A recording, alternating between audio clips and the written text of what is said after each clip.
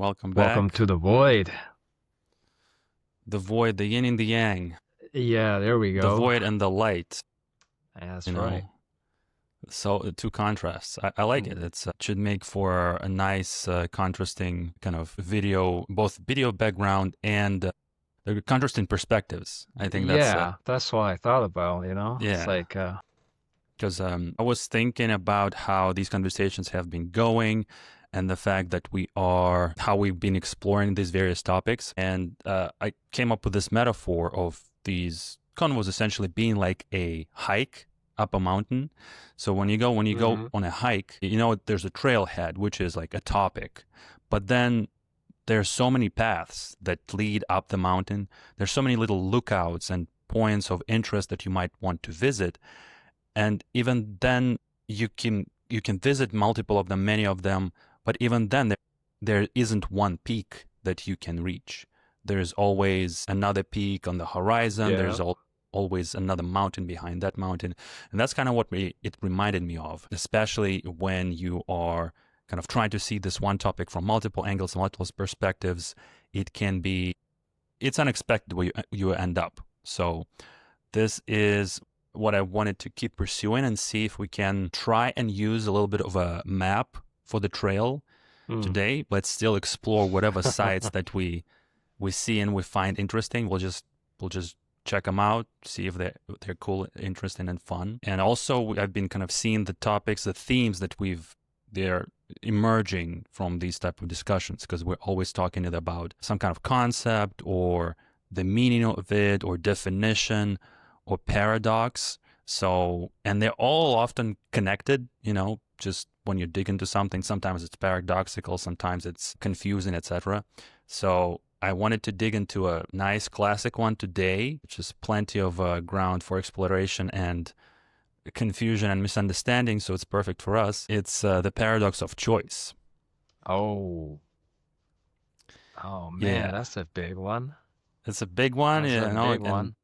especially since, yeah, there's just so many things to explore. But first, yeah, I wanted to see what comes up in your mind first when you hear that. What is paradox of choice for you?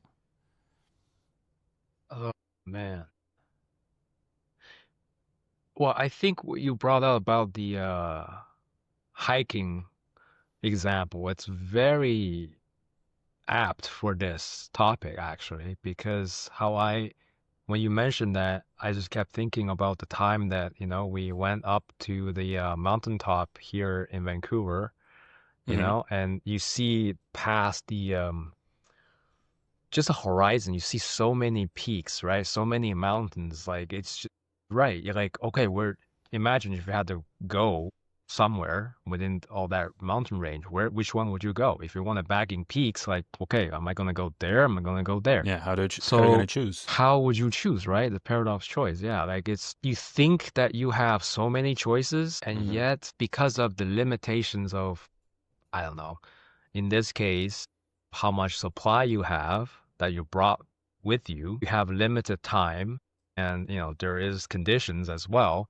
Which one would you go, right? So we're limited by our circumstances, but it also seems like there's so many paths we can go. One of the most thing that give people mini and anxiety, so to speak, is go to the supermarket. Choices Oh are yeah. way too much. It's like, okay, do I want this? Do I want that? Like every time, if I don't stop myself, I'll be in there for an hour or more because I was like, that looks kind of good. Should I get that or should I get that one? You know? So unless you're like, okay, I'm just gonna be dead set. I have a list. I want this, this, this, and done. Right? So even that is a choice, right? How would you choose? That is, I think for a lot of people, like they rather not have the choice. Sometimes there is some comfort in that, right? We're like, okay, there's no other way. This is the only way. At least there's that certainty, right? Mhm. But then we're conflicted because it's like, okay, I feel like you kind of have to have a Goldilocks zone of optimal conditions, right? Because for when a person want to make a choice, obviously he wants the best choice for himself, herself, right? But the problem comes into play when the uncertainty of that choice kind of looms over you, you know? And I think Yeah, it kind of goes, I guess, to understanding what's even the best choice for you. because there's so many criteria, there's so many things that you are able and not able to consider. It's essentially, I think consciously, you don't really know. You can't possibly know what's the best choice for you, because again, it becomes a matter of context and perspective, right? Best choice for what, like by what criteria, for what circumstance, and from which perspective. It may be best choice for you today, but is it a best choice for you long term? There's so many ways of seeing it and analyzing it that even something like best choice doesn't even mean anything. I think on the previous discussion, you were emphasizing the importance of context for just meaning in general, and I thought about it more, and I thought like it's really very, very true. It's just that context, it's kind of infinite essentially, because if you start pulling those strands of context and meaning, it doesn't end anywhere. Like it just keeps going, And and that's yeah.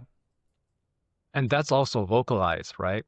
When we say context, it's sort of like where you are situated in time and space and kind of compare near you, right? So that's why each person's context is different, right? Is they're informed by their own thoughts, history, their locations, the culture they're in, the society, so there's way too many things that's like projecting out. So imagine ourselves, each individual, we all have this kind of sphere of locus of influence that we have, Yeah, and it's like a or bubble each of reality that we're involved in. yeah, and then that kind of come into contact with other people, and that changes different trajectories as well, So I think that people feel pretty lost, and I think we all subject to this, right? Like we feel pretty lost sometimes because like, wow, there seems to be too many choices, and yet I Yeah, feel like I am helpless.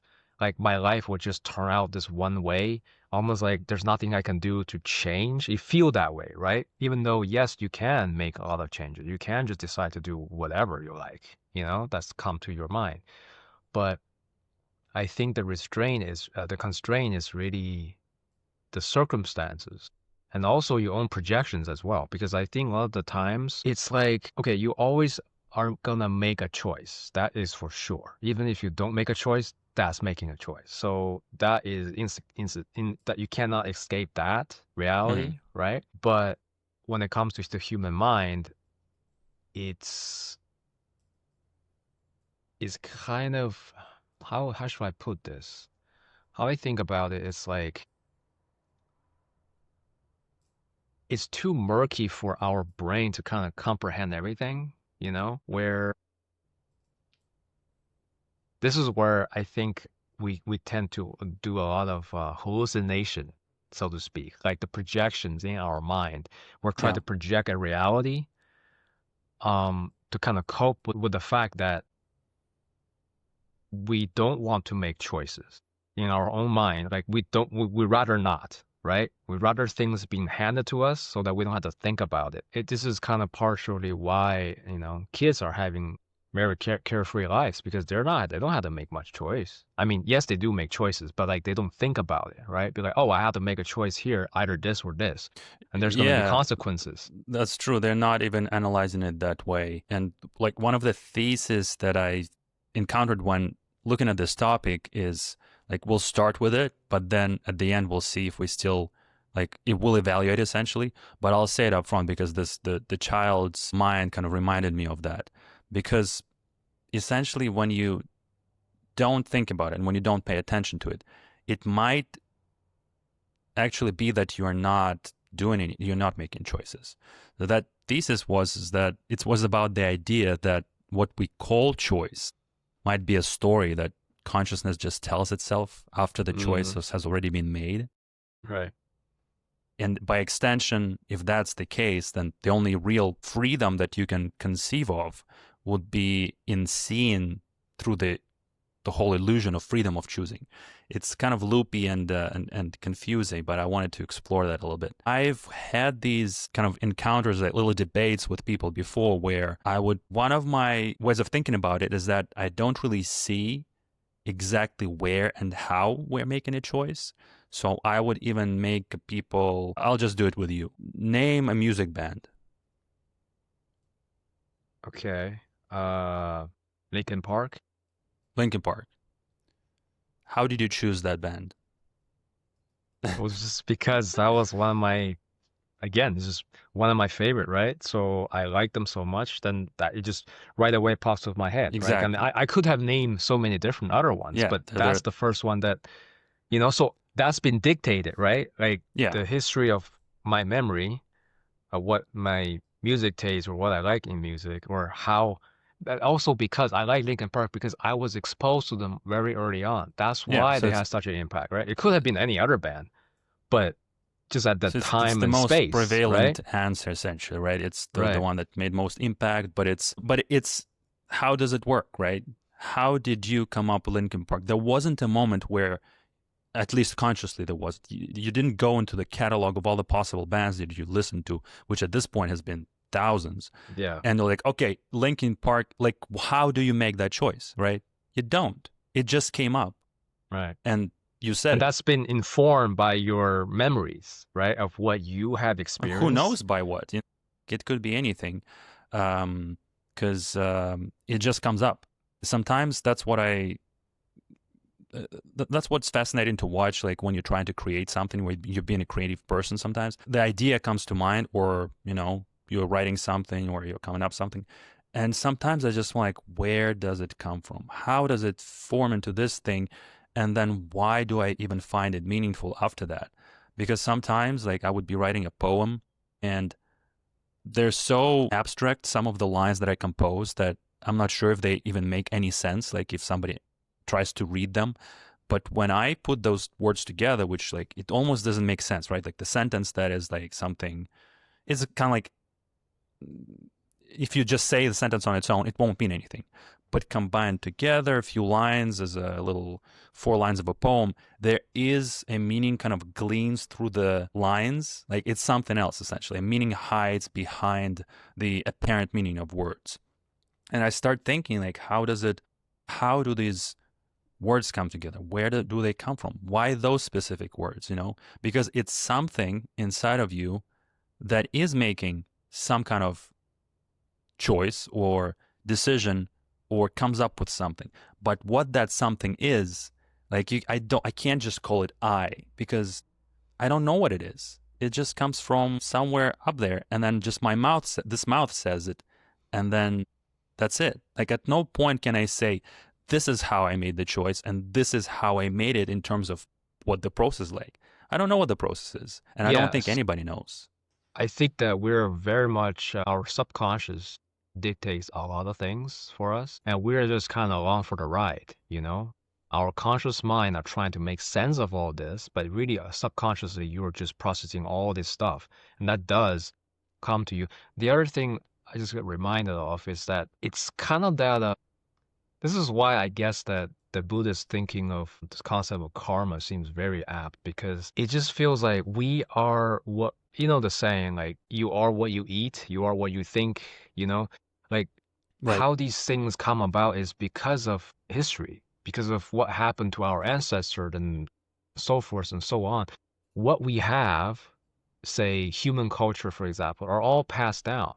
So there's nothing, you can't make things up out of a vacuum. So all these information and art and culture, whatever, are passed down. And basically we are Exactly. regurgitating the same old, I mean, These are it's kind of inputs. like the individual can interpret, right? And Hmm. there will be new interpretations of all information, and that's creativity. And that's when somebody you decide, you know what, I like this better. I'm gonna make Yeah, it's changes, like a new combination, right? right? But then it's informed by the past, right? Yeah, yeah, it's Like still an any input new from music, for what's been example, before. any new music is come from before. They were playing the old style, and then you know what? Why don't I do this, right? So there is that individualism that comes into play that affects how the new culture, for example, forms or how new things are being done. It's only because one guy said, you know what? I know what's going on from before, but I kind of want to do it this way. So the thing is, basically, in arts, really, there is no originality. There is no originality. Being creative is about putting things that hasn't been put together, and Yeah, not because it's original. There's no original thought anymore because it's already been thought. Like any thought that could have been thought of has kind of already been thought of. but I But mean, you could say that at any point in time, though, and there's still new things emerging, right? I think it's just a matter of being Combination. open-minded, because it's an infinite amount of things that you can be combining, right? And with advent of technology, there will be new stuff. It's like throughout time, we've been, with technology specifically, we've been creating these new dimensions of things to combine. Right. Because right now, look at this. We're having internet computers and this digital technology to combine unimaginable things that before you wouldn't even conceive of, right? But these are new combination. All of this is art, you can say. All of this is new thought. Yeah. And I don't know. I think it's all it just keeps getting more complex and keeps multiplying, which means there will just be more of it. It will just keep going because Yeah. I just think I don't know what would it mean to stop. Like, we've never stopped. It's always you been, couldn't stop. yeah, Because it's that's always how. been creating more new stuff. Yeah, I guess we're just, again, one of the things like we were talking about before, like we're just being tripped up by words again. Like the word Yeah, originality. What do you mean by original, right? It's like exactly. Yeah. it's just new combinations. That's what it is. Not because it's Yeah. complete new without any But kind of still, like the input, fact right? that the concept exists, like sometimes people come about and they just do something completely new that nobody's ever done before. For example, I mean, this is where like you still have some kind of input, right? You do something new with something existing and old. For example, I just saw an evolution of the way competitive Tetris players have been trying to play the game. Tetris, dude. Tetris, right? A game that's been out since like 70s or something. There are people Yeah. to this day that are evolving the craft of playing Tetris. Wait, how do you play that competitively? Just speed? Yeah, speed and No. complexity. So you keep every 10 levels, you have the speed increased, Right. and then at certain level, speed increase caps, so it doesn't go any faster. Yeah. But before, like when the game came out, people couldn't play it past that level because it was physically impossible. It's too Like fast, yeah. you can press the remember. keys only so fast, right?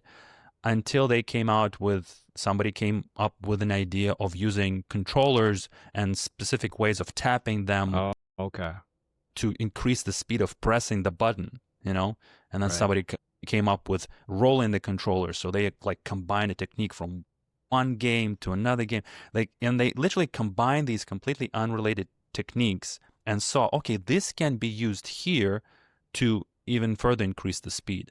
And all of this provides context and form, but this kind of innovation and brilliance and originality comes from these new combinations.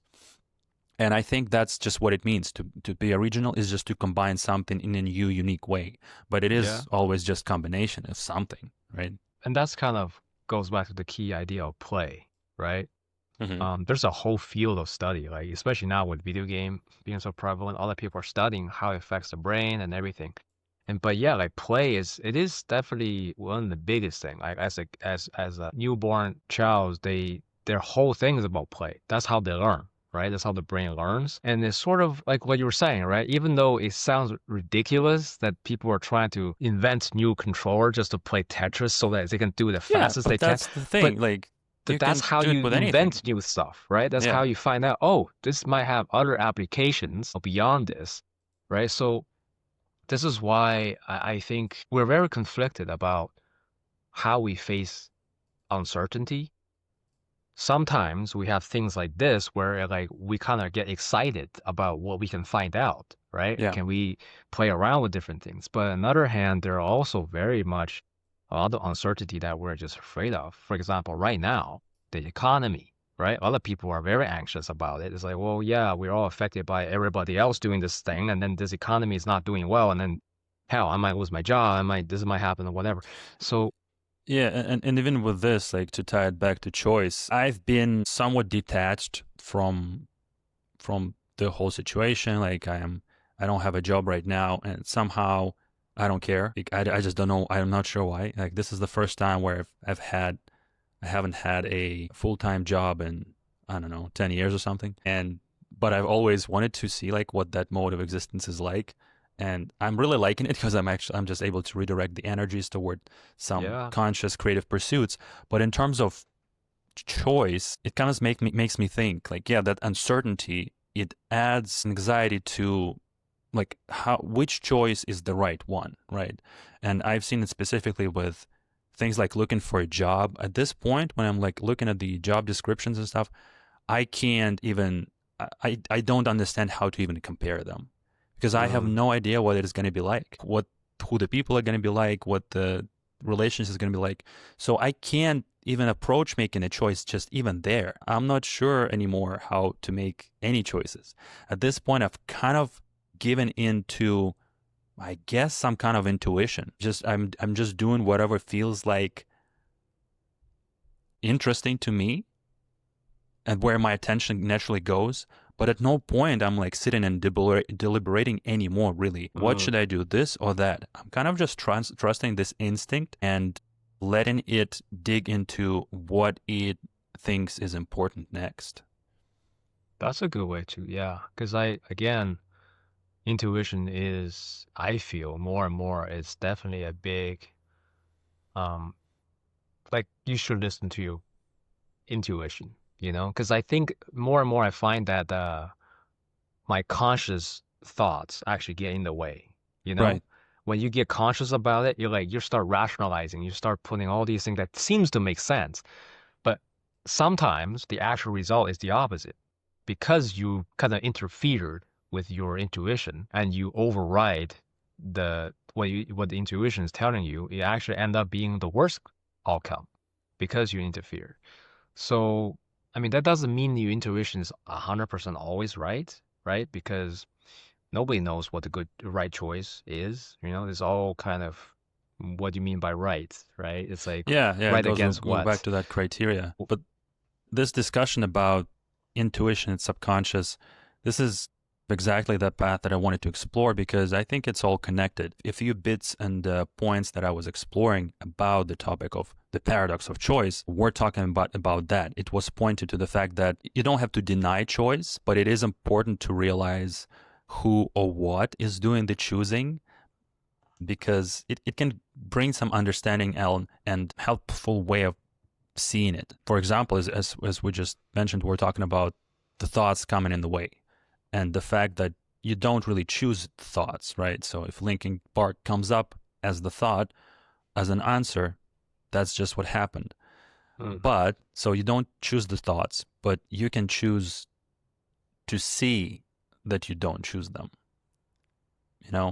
because if you just talk about this with people who are not familiar or haven't engaged in these investigations and just philosophical deliberations, I guess, they don't usually agree. Like whenever you try to, it's kind of connected to the free will discussion and Right.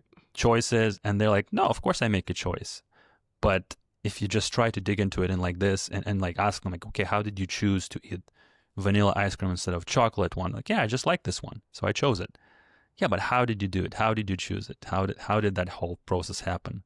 Yeah, and then also if you ask the question, okay, why did you like it, right? Yeah, That's a very hard exactly. question to, okay, why? Well, I don't know, I just like it. But how, why, right? It's like, which kind of part of it is it okay, you can say the taste, but then why does it taste good? I mean, can you explain it chemically or, Yeah, did you neuron? choose your taste to be that way? Because So, if you have a choice to decide your taste, why don't you decide that everything tastes amazing all the time? yeah. And also, we in our body, we have this two nervous system, right? The parasympathetic Yeah. and the sympathetic system. So some of the stuff we don't even control, and the body does not want you to control that. Like you breathing, for example, all right? It's have an automatic response because if you are taking control of that, you're gonna screw up, right? That's why people, when they hyperventilate, it causes them problems. Like it actually becomes a problem if they try to do that consciously. So you're interfering with the running of the system. Some of the Hmm. system, they don't give you control. And the body is already, they don't give you, this is why you cannot override some of these stuff unless it's like emergency or whatever, right? So the idea that there is a subsystem that's running and you can't really touch that. You can't really interfere with it too much, And that, I don't know. It means what? You don't have a choice then, right? I mean, you're given this thing that runs and it's kind of without your input. So your input is not, this is like surface level, little sliver that is a conscious part of who you are, right? Yeah. I guess that's the scary part. Like, shoot, I'm not in control. Oh my God. Like, Yeah, I don't know this is who I where am, yeah, right? exactly. This is where it pulls all kinds of scary thoughts and realizations. But this is what I've been encountering again and again since I've been trying to delve into Buddhism, understand what the hell they're talking about with their ideas of no self and anatta and whatnot. But this is kind of where it leads to. Essentially, even this just logical, intellectual analysis of these concepts, they do lead you to these observations, because right now we're just talking.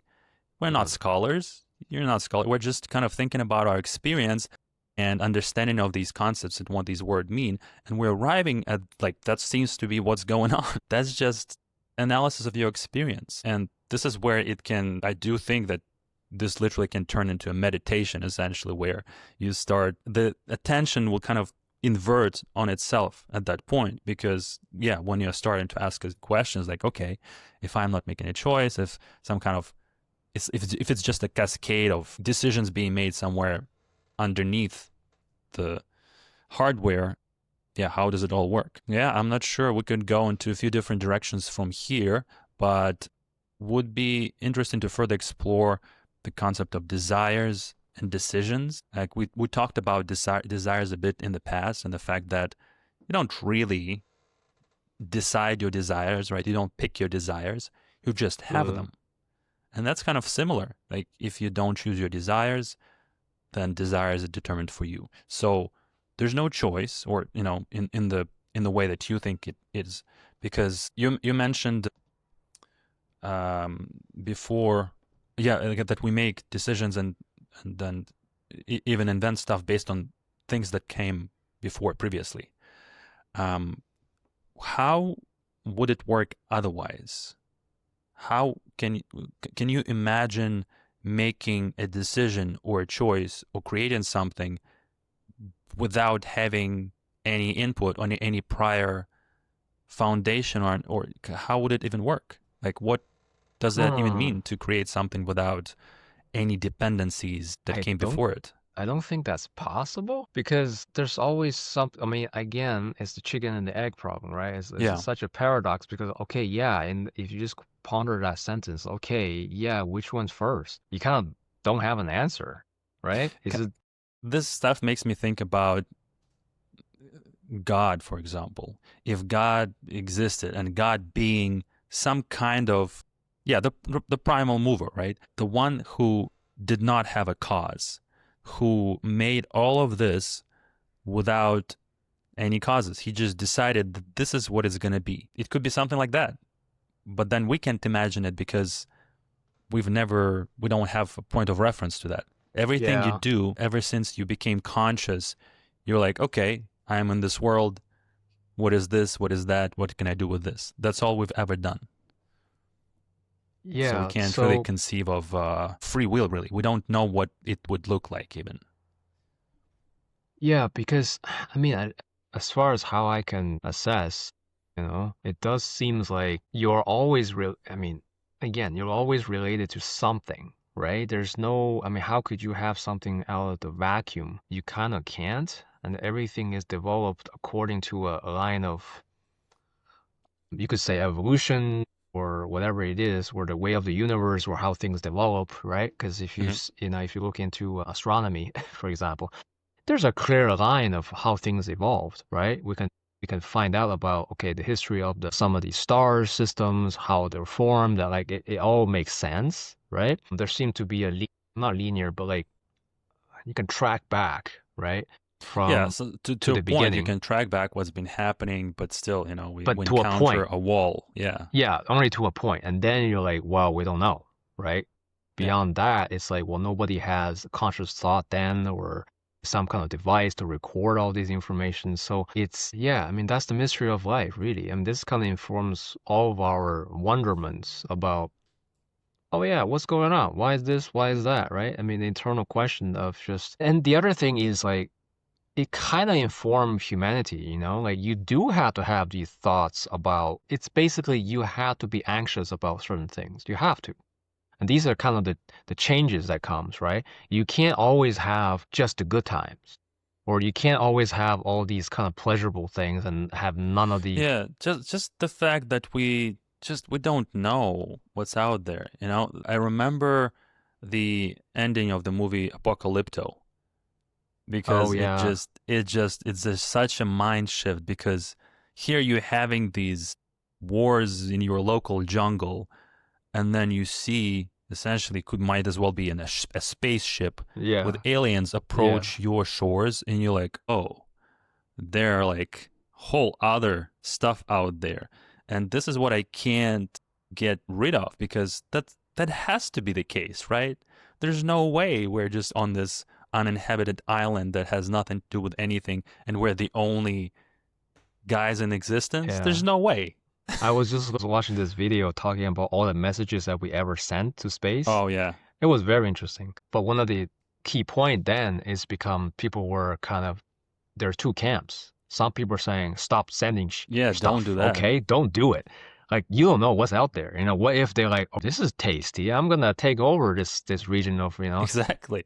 Yeah. So and this is what that whole book from that Three Body Problems that Yeah. was a That's famous novel and exactly the the situation they show. warned us about. Yeah, it's basically that idea like, oh yeah, you don't know what you're doing. Do not do that, right? So You're because yeah, being this naive kid essentially. It's like, hey, who else is out yeah. there? Who wants to play? But then you got to remember, oh, the jungle doesn't care. The rule of the jungle applies, you know? Like if Yeah. you're out there in the Amazons, the jaguars don't care that you're like, "Hey, how are you?" You know? Like I want to Yeah. make friends. Like, no, Hi. you're the next meal, you know? So it's yeah, it is because of that unknown factor, right? We're like, yeah, we don't know what's out there. Yeah, it's literally going to into the abyss and like, hey, what's going on here? And it's just it's yeah, it's always been the kind of the dichotomy of whether to sit in the cave and look at the reflections of the sun on the walls and mistake the shadows for reality, or take the plunge into the unknown and just risk it all because it is a risk. There's no matter how you look at Yeah. it, it's always a risk. Unknown is always But you don't know what's but going to happen. but that's humanity though, right? Like we are in this state of being where compared to animals, like they do their thing. They have a whole kind of rhythm to their life, right? All the animals are just doing according to what they like this basic programming, right? So their lives are very regular, so to speak. Like they yes, life and death happens in the jungles all in all times, but they're not doing anything outside of what that kind of They're completely in the process. They're part of in this the whole process. Yeah. nature and ecosystem of yeah, of just whatever is But built in. They really don't think about it. Like they yeah, I mean, I guess we don't really know. This is where it's like you just wouldn't know. Maybe you don't have to think when you're just, you have your work cut out for you. But with humans, we've it's, become we've yeah, become aware of too many options, I guess. yeah. So see, this is the part where it's informing us. This is like both a curse and a blessing, right? Where we're at this awkward place where, it's where we're not kind of accepting the animal kingdom sort of way of the process of that. We're Yeah. kind of a bit beyond that, but then we also don't have all the, we're not superhuman. We don't know the future. We don't know any of the, Yeah, like, I we're mean, we're trying in to, between. like, We're we're just so becoming curious aware about of the everything, possibilities, I think. It's like this is the part where we are kind of above animals in general because we are actually curious about, oh, why is it this way? Why can't we do something about this? Or, like you start, so to speak, progress, development, and trying to reach for the stars, for example. These kind of curiosity kind of propelled us to become this next kind of, but it's painful because obviously you don't have the comfort of a system where you can understand everything. You are trying to explore, oh yeah, why is this way, that way?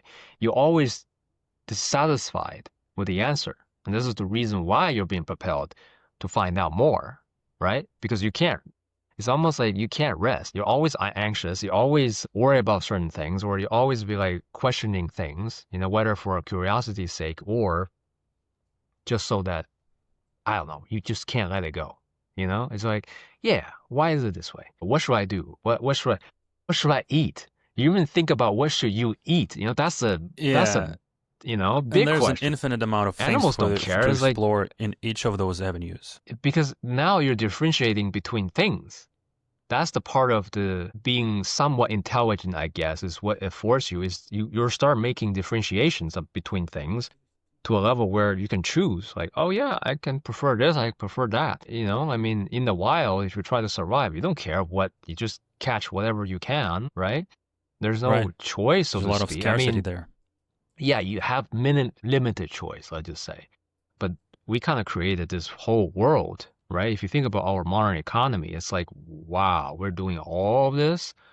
And some of them is like system within systems, right? Of just kind of big. It's just like the Tetris example you gave. Like, some people are into that. Like, they make a whole, I don't know, process of finding out about that thing, right? Just like there are people who play chess their whole life. That's their Yeah. whole life. That they just do that, nothing else, right? And they can make a living out of that. So it's like we have this vast amount of freedom, so to speak, right? Where you kind of can choose how you want to be within this bubble. So it's kind of, again, this question is very hard. There's no answer, right? Whether we have free will or do we not. I mean, people have different idea about that, but it feels like maybe it's both almost. It's almost like Schrodinger's choice, It's like, do we have a choice or don't we Mm. have a choice? We don't really know. One way you can think like, oh, we kind of don't, because we're informed by all the mental processes and whatever else that is outside our control.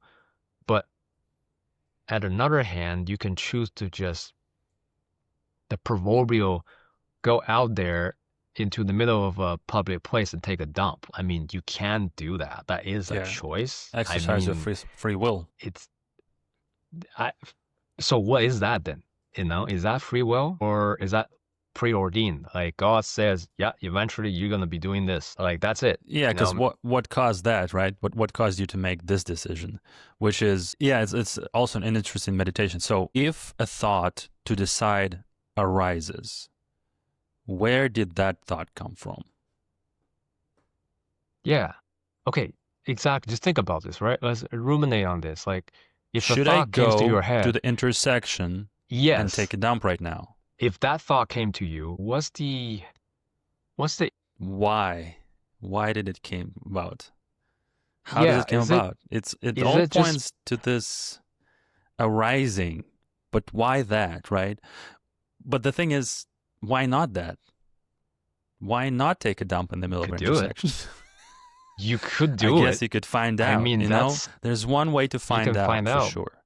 Yeah. Because right now it's just all assumptions. But really, you don't know what's going to happen. You don't. Yeah. Are you gonna get punched in the face, get arrested, or I don't get run over? I mean, what's the many different things could happen. And sometimes I just think the whole reality is just like that. It's essentially like, what's going to happen if we do this? Because isn't that kind of what you are doing a lot in the life, until you become maybe too concerned or too worried or too rigid. But it definitely, I remember like in the childhood, a lot of it was Yeah. just about Yeah. seeing what is What that? can you do? What is that about? What is that going to be like? I Yeah. remember one story from my childhood. I liked being outside all the time. Like, so if it's summer, I'm outside hanging out with some kids in some yard in some neighborhood, but we would be climbing garages, climbing construction sites. Yeah. And Yeah. at one point, we found some pieces of some saw blade that on the ground. We took them, we started playing with them, and then we were just playing, right? And we see a car parked, and we're like, "Oh, can we unscrew the headlights of this car using this piece of saw that I found?" Right. And we started doing that, and we're just enjoying the crap out of it, right? It's so, oh, it's cool, oh, it works. And then the owner of the car comes out and of the building Yeah. is like, "What the hell are you doing?" He starts chasing us. I ran away, but he caught my friend, and I felt bad for my friend. Yeah. So I came back to the guy. The guy grabbed me, let go of my friend, and my friend just ran off. And at that point, it's like, You oh, come here. yeah. Yeah, it's like I was like, oh no, What did I Yeah. do?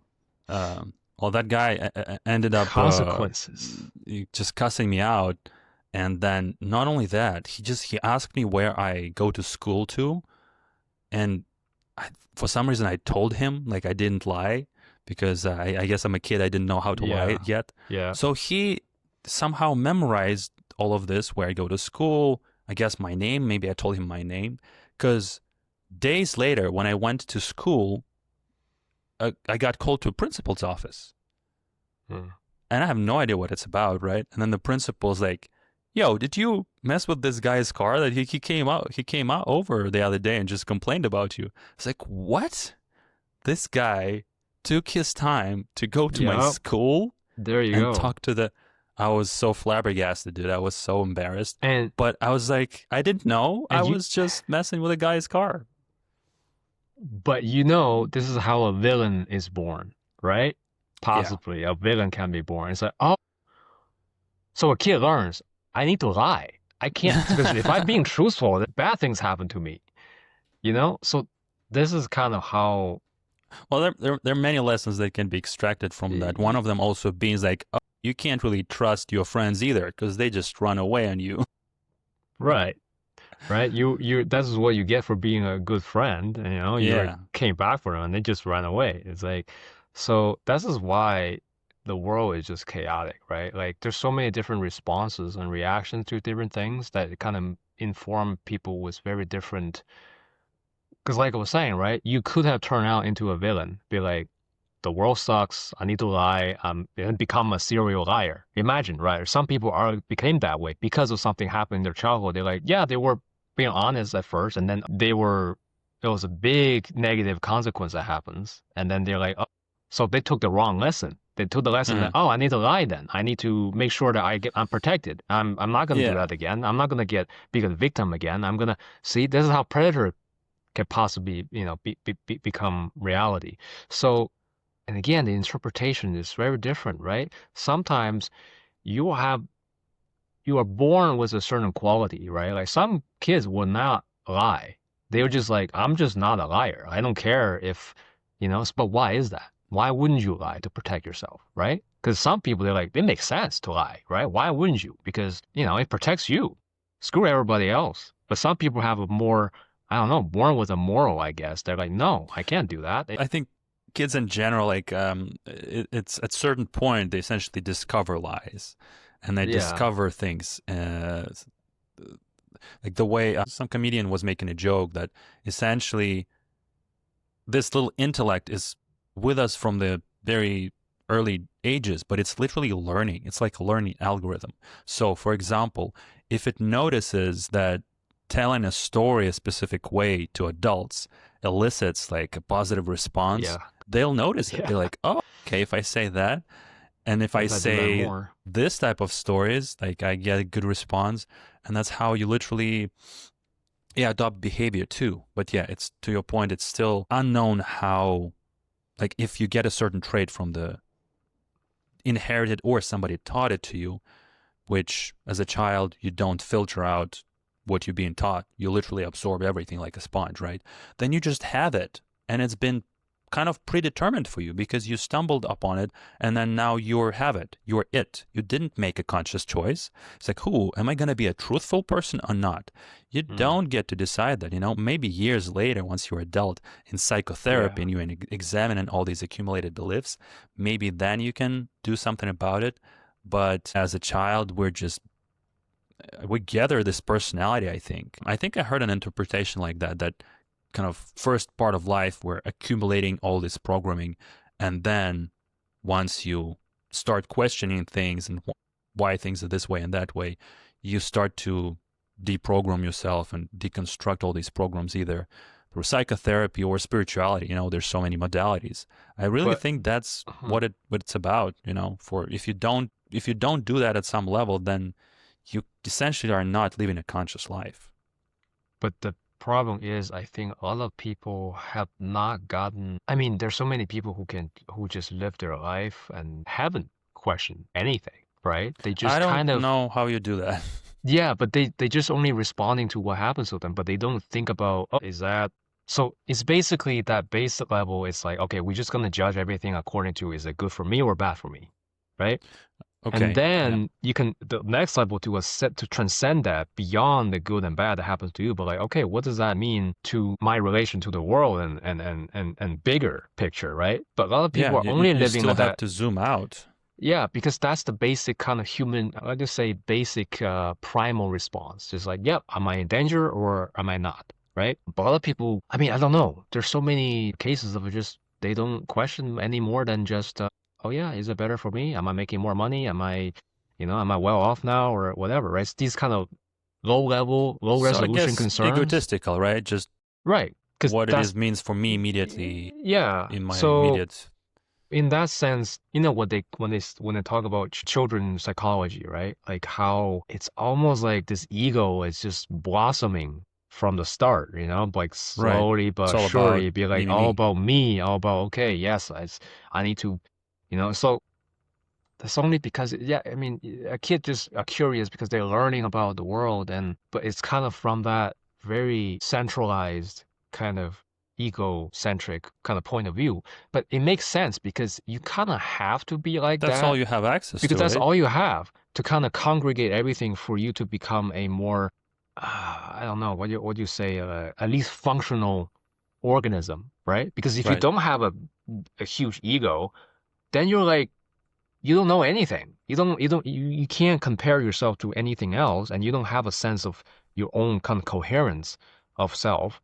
And that's it. You're like looking around, like not even know what dangers are. But if you start compare, like imagine I mean, when you have an ego, then you're like, I'm this, I'm not that. So I can differentiate myself against my environment, and I can detect the difference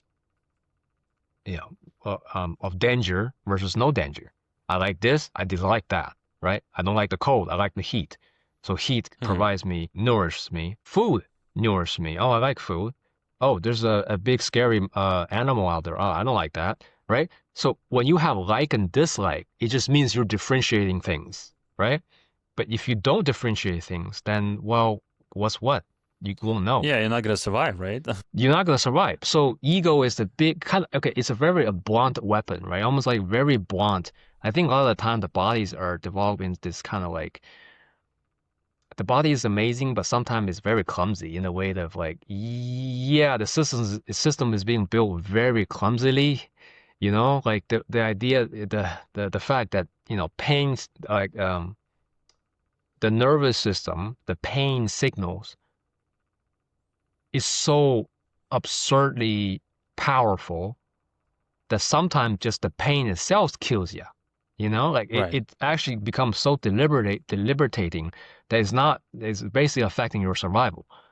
But it's almost like, okay, I get it. I get it. I'm in pain. I'm in danger. I'm gonna try to fix it. Just stop already. No, it's just there's nobody designed the system other than just maximum pain so that you will understand what's going on, right? Yeah.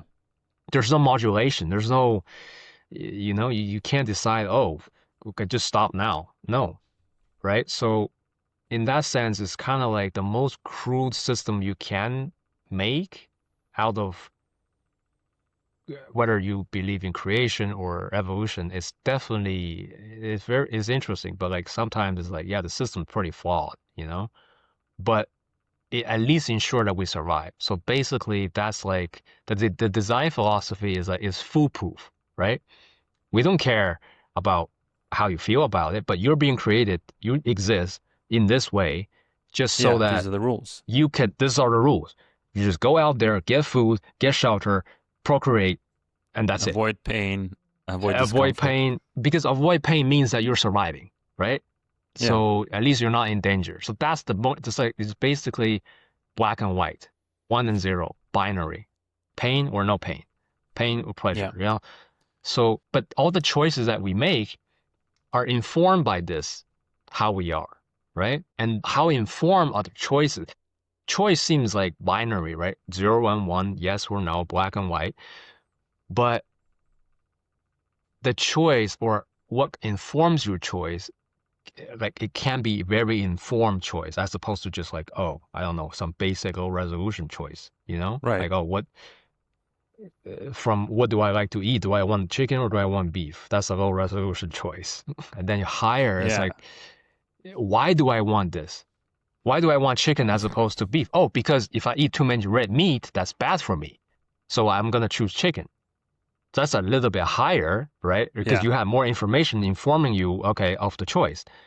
Um, and then I don't know, But like you then can, the problem with this process, I don't remember what it's called. I think that there's a name for it essentially. There's some kind of cognitive overload or something like that related to it because this analysis, you're gonna have to stop it at some point. But that point is essentially arbitrary. So you have to optimize it because you can't be deliberating about every single choice and decision like this. Sometimes I actually get into this exact problem just with choosing stuff to buy tea. I'm currently dealing with that right now. I've liked tea for a long time, but now that I've started looking into the okay, world of tea and the like looking into choices. the forums and community, I'm like, Yeah, oh yeah. my God, there's like a whole universe out here. There's all these types, all these things that you would ideally would want to know, you know, as a connoisseur of tea. You would know how to differentiate good tea from bad tea. I realized currently I have no idea what a good tea even is. After I read some of these folks who are knowledgeable and who've essentially have a palate, who have experience of drinking this tea, that tea, from this province, from this source, this is how you essentially know what's good and what's bad. You have a catalog. You've sampled what's out there and you have understanding of what this is and what that is. Of course, then you can also apply your own evaluation to it. What did I like? Do I like these teas or that tea, those teas? And that stuff you won't know until you try that. Like there's just you won't know. You don't know. There can be the tastiest best tea out there, but you haven't tried it yet. And if you try it, it's going to be your favorite thing ever. But how do you get to that point? Because right now, I'm like, okay, I'll need to reference the best, most popular recommendations from the most experienced tea connoisseurs. And then I need to buy those teas and taste them myself and see if that helps and if I can find the one that I like. But this process is essentially so extensive that it kind of lasts the whole life with Yeah, everything yeah, because it's the same with books, it's the same with like what you want to study, what you want to learn, the kind of art you want to do. You constantly have to just try stuff. And the one thing I started doing, I literally started documenting like categories of purchases. So if I buy chocolate, I'm recording what brand it was, what I thought about it, were the differentiating qualities about it, the amount of cocoa and stuff. Because this is the only way you do it really, because otherwise you're just not really paying attention, right? But if you mm, sit there, it's essentially kind of like meditation. If you sit there with a cup of tea and you really just taste that tea, this is the only way to know it. This is the only way to know what's in there, what notes are in there, what flavors, how does it make you feel. Everything becomes meditation that way, but it only happens if you pay close enough attention. yeah. And I mean, okay, and let's circle back to choices, right? Like obviously an informed choice is good, is better than a low resolution kind of making choice, right? Because then you don't have all the information. Right. But But then you sometimes, have to find a balance. yeah, the balance of do I want to get a catalog of all the possible information before I make a Yeah. choice, or do Or I how just like, much okay, whatever, I'm information. just gonna Yeah. choose, so I don't care. I just want to see what happens, right? Yeah. I mean, you can say that's gambling. I mean, I guess on a spectrum, yes, some choices are just basically gambling because you don't It have the is like that. information. And we've countered that with you as well, right? We would go to a new restaurant sometimes, Yeah, and then sometimes it's just not good not good. because even though we spent some time online, did some research, read some Yeah. reviews, but in reality, you just wouldn't know. Ye- So even there, like sometimes I just give up. All right, this looks like it could be a thing. Let's check it out. That's why sometimes like I don't pick it that carefully because yeah, that process can be so extensive. Yeah, because in that example, right, of the restaurant, well, maybe the cook is having a bad day, so he wasn't paying as much attention when they cook the dish. That could be a thing, or whatever. It's just too many different things that might happen. Even though a lot of people say it's good, then it's by the percentage. It's like, yes, it's not too bad, right? Overall, but it This might is a be the good point. unlucky part. Yeah, You might be unlucky. Just got that exactly. bad, This reminded me experience. that you essentially, regardless of what the choice is, instead of trying to kind of choice max, right? And like, did I make the best Min-maxing. choice? Is this the Yeah. best choice?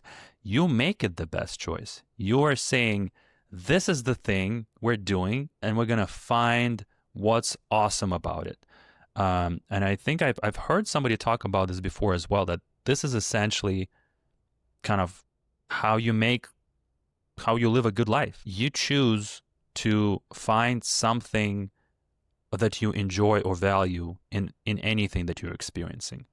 And I really think that's the loophole. That's the hack of just, because you can criticize anything, dude. You can disassemble any kind of top shelf restaurant. You can find problems with it. You can always find problems with it. This is something I notice in the Russian speaking community. Like the juxtaposition of cultures is so stark there, because I don't know, anytime there's a conversation online or somewhere, there's so much criticism in Just the comments, complain. just with Russians, just like criticizing stuff, not even complaining, but like pointing out, oh, this is like this is not supposed to be like that.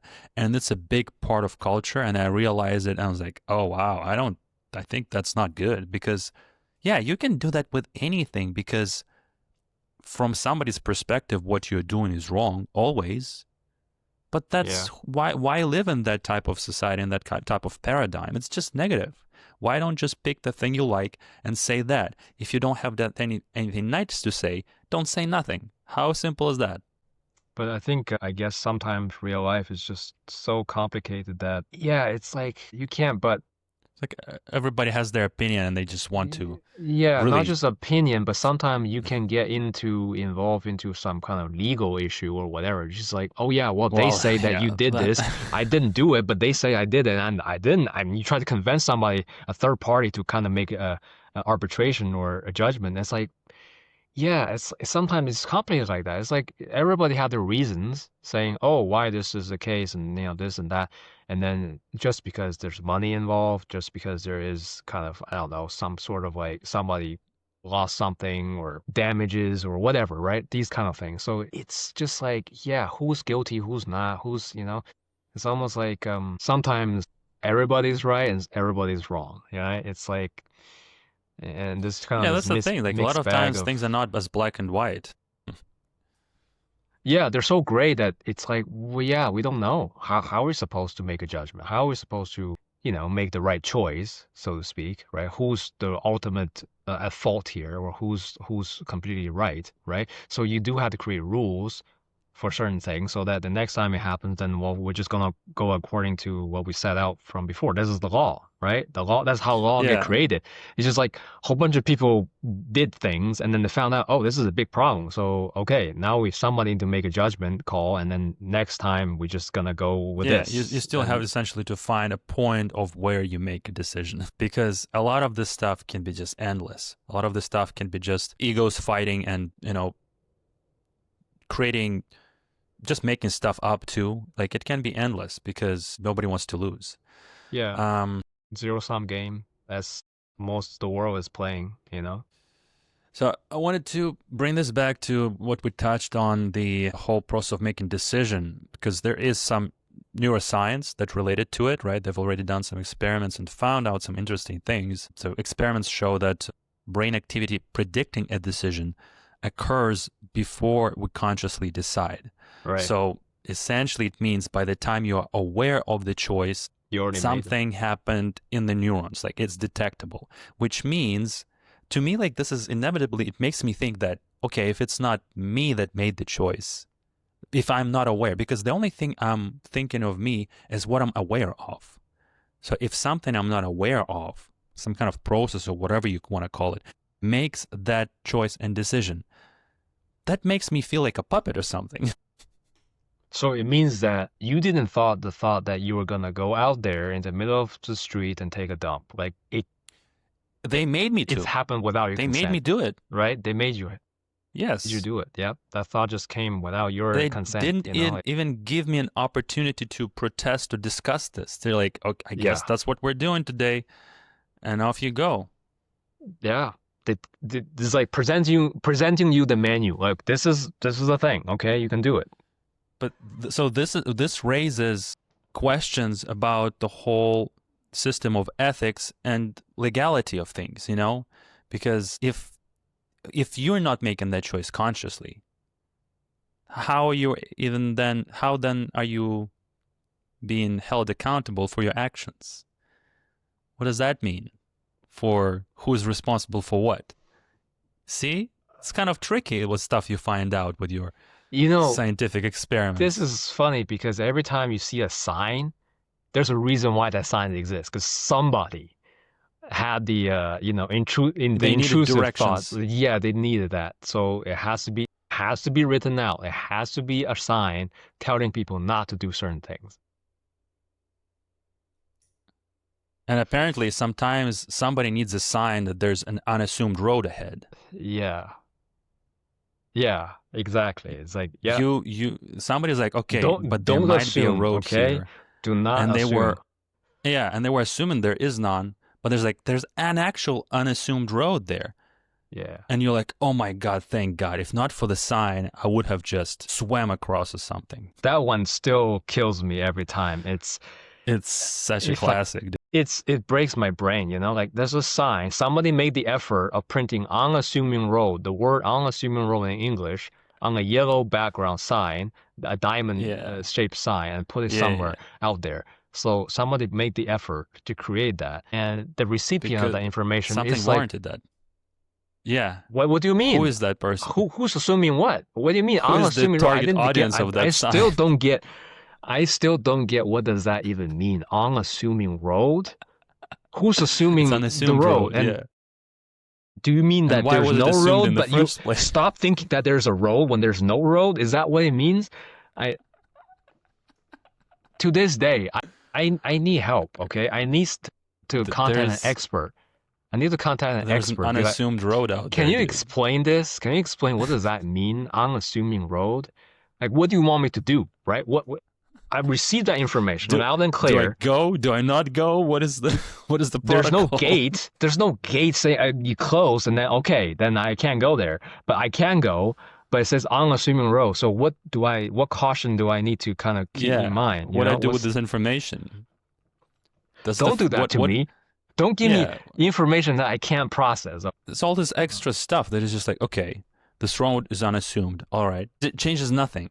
It changes nothing. I don't know what to do with that information. It's like a joke without the punchline, It's like... Yeah. Like it's literally out there just to mess with you. It's like, oh, okay.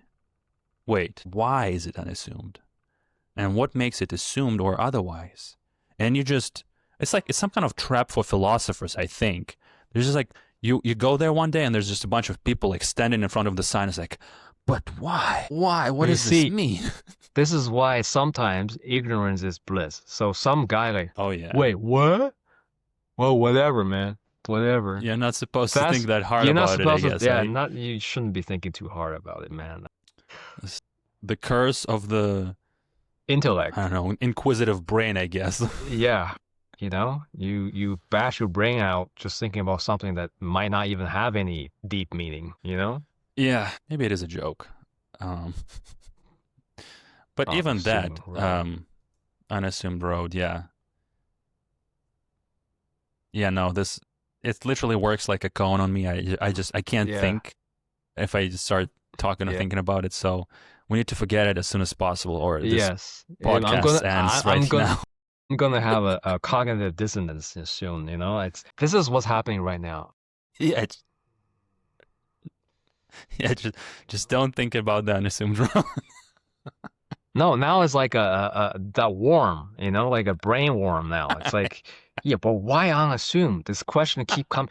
This is what happens. You see, it's the same idea as the thought of, okay, go out there and take a dump in the middle of the road. Like that kind of thought is the same thing. It's like it's a brain worm, right? It's rotten. It's just kind of like in your head. It's an intrusive thought. Yeah. but that shows that's your creativity, okay? Your creativity comes from all The creativity to take a dump in the middle of the intersection. I guess it is a form of art at some point, right? From a it's certain perspective, creative. you could see it that way. You're like, okay, can I put two things that doesn't go together, right? Yeah, I that's mean, literally what art is. People are now taping bananas to walls and calling it art. Same thing. right? Why Yeah. not? Everything Oh, is that's art. speaking It's of just which. a matter Oh, of yeah, I know. perspective. You remind me of my school days, man, in college, right? I spent 4 years in the art school. It's Oh yeah. crazy, bro. Like, and through that process, in the middle of it, it's almost like it's like a well-written story. Like at the beginning, you're like, okay, I'm so into this, I'm motivated, Yeah. and then as you learn more about art, you're like, Yeah. what the fuck are we doing? Is this what the, like? And then you become so cynical. I remember even my art project, what I make is like cynical criticism of the art world. That's become the thing. It's I like think I fucking it's one hate of the this. stages. This is Yeah. bullshit, you know? But that's kind of how it is. You start learning about art. It's like, yeah, I love art. And then you figure out, oh, this is what we're doing. All these kind of like, yeah, like we were saying, taping banana to the wall and like call it art and all this whole bunch of Yeah. modernist or postmodern, kind of critique of the world of everything, right? There's always this kind of like cynicism that kind of, and then I become Yeah. cynical, right? Because you learn these things, you're like, oh yeah, I am being cynical. So, and then you figure at the end of it, it's like it's meaningless.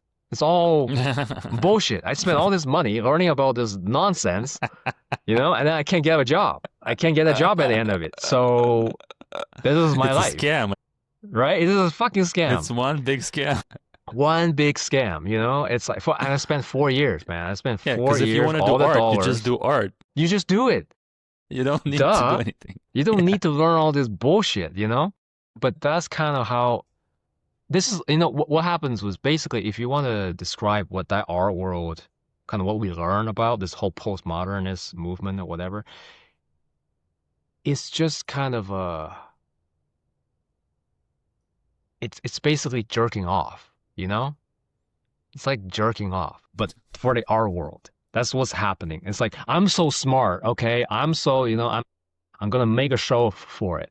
They're like, it's a circle jerk. It's Yeah, not like that's what it very is. It's a circle pretentious. jerk. It's very pretentious, very oh, look how Yeah, smart I am. Oh, look how but that's it's everything though. Like what else is there? Everything is like that. Like yeah, if anything, but this art and what you went through school kind of pointed you. It kind of revealed this important truth about what makes sense and what meaning is. Because if everything is meaningless, it essentially means that you are assigning meaning. So that's what art is. This is why when you like make something yourself, it's so meaningful to you. But most people will just not care. They will like look at it. This is yeah, dumb. it's And dumb. it Yeah. takes, I guess that's where the talent or the skill is essentially to either convince other people that, hey, this is meaningful and this is why, or just be creative, creative enough to demonstrate and to inspire other people to accept that, oh yeah, this is meaningful and cool. This is where the art is, I guess. So it's not just self-expression because, yeah, you can just go to the intersection, but why did you go there? And what was the intention and what did you want to convey? What did you want to inspire? It has to be a bit more complex. But you see, the just with that though, it's one thing to have the thought to go to the intersection, but the act of like acting it out, like basically, the motivation and to Yeah. carry out the action, that is a whole nother. We can have any thoughts in our heads, but I can mean, you that's what carry it out? differentiates a true artist from a poser. Yes, you would have to carry it out. Okay, once you have the thought, it's like okay, but now I have I to. mean, there's been so many crazy artists out there, right? There's been performance artists who did stuff like this, right? There's been artists who've been doing public stunts. The mildest one I can think of, I think I remember seeing at some kind of fair, but there's just a woman sitting on a chair and she has her eyes closed with a mask or something. And then the whole thing is that whoever wants to comes up and sits down in a chair next to her and just holds her hand. And that is interesting because first of all, that's not something that happens that you can do, but then it's kind of an invitation of some kind of invitation of exploration of, oh, what is that like? And what kind of interaction could that be with a stranger? You It's know what? interesting, it makes you curious at least. You know what That's remind me? art.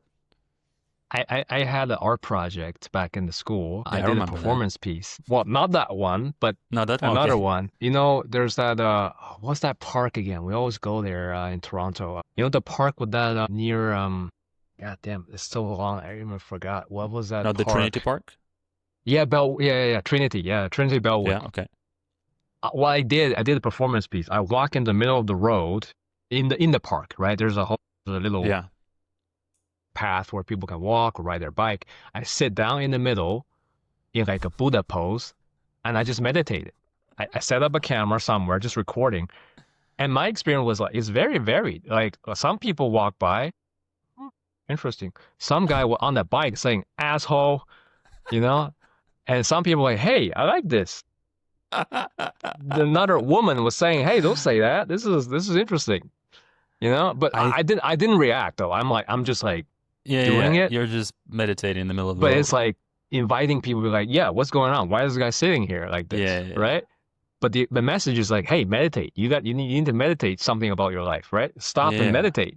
That's the whole message. But then, people have different reactions. Some people are like, what the fuck, you crazy person walking my Yeah. way, And then some Yeah. people are like, oh, that's cool. Oh yeah, I should meditate, maybe. But that's actually a good art project because it's kind of because makes me think of what art is it's that it has to just elicit a response, I think. And that's already art. To make you Because think, right?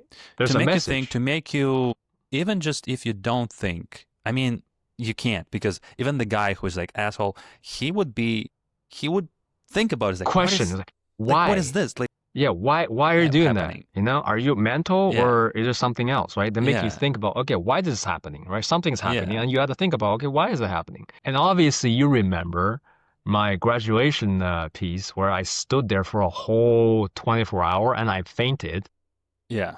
with there's a whole projection of some stones, and then that was the whole thing. I consciously made the decision to do a piece like that.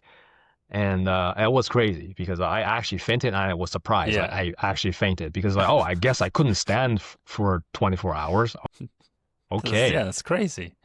So I That's did crazy, something dude. crazy, right? But then there was intention, right? I was like, okay, I'm going to carry this out, right? I had this thought in my head.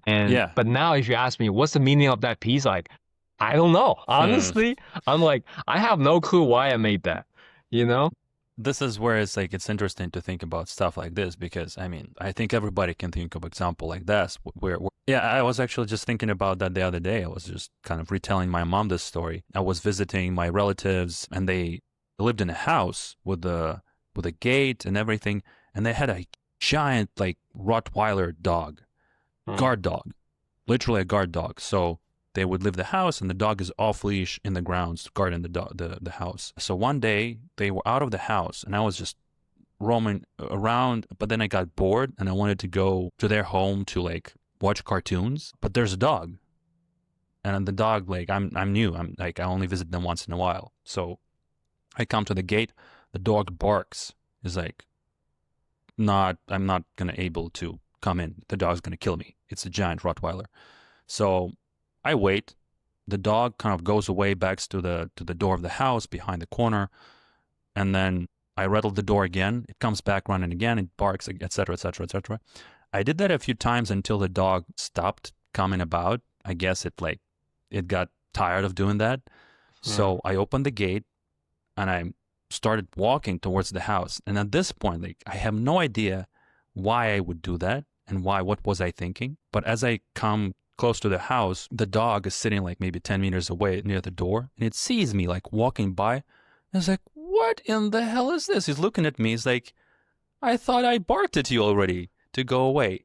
And it starts charging me again. It's like, it runs right at me. And there was some bar at the top of me. So I jumped on it and I grabbed it and I was hanging on it while the dog was literally like barking and trying to like grab me from the bottom. Again, somehow none of that fazed me. I waited till the dog stopped doing that, went way back to the door. Then I came down walked up to the door near the dog, just looked at it, and went inside the house. But what was I thinking? I have no idea. It's just somehow I wasn't afraid of the dog because I'm not afraid of dogs. But the fact that it was a giant Rottweiler who could have easily killed me, that should have completely dissuaded me from doing anything about it. But I guess I wanted to see the cartoon so bad that I'm just like, nope, I'm gonna go and see it. But you see, that's channeling boss energy, and even the dog realizes, oh, I guess I can't do nothing to this guy. I think so. It was literally that, because somehow I demonstrated to it that, like, okay, I'm not afraid of you, and it just couldn't do nothing about it, even though it's an alpha move. But it could kill me. Like, it's a giant Rottweiler. It could actually, if it wanted to, it would just bite me to death at stuff. But that's kind of the animal logic, though.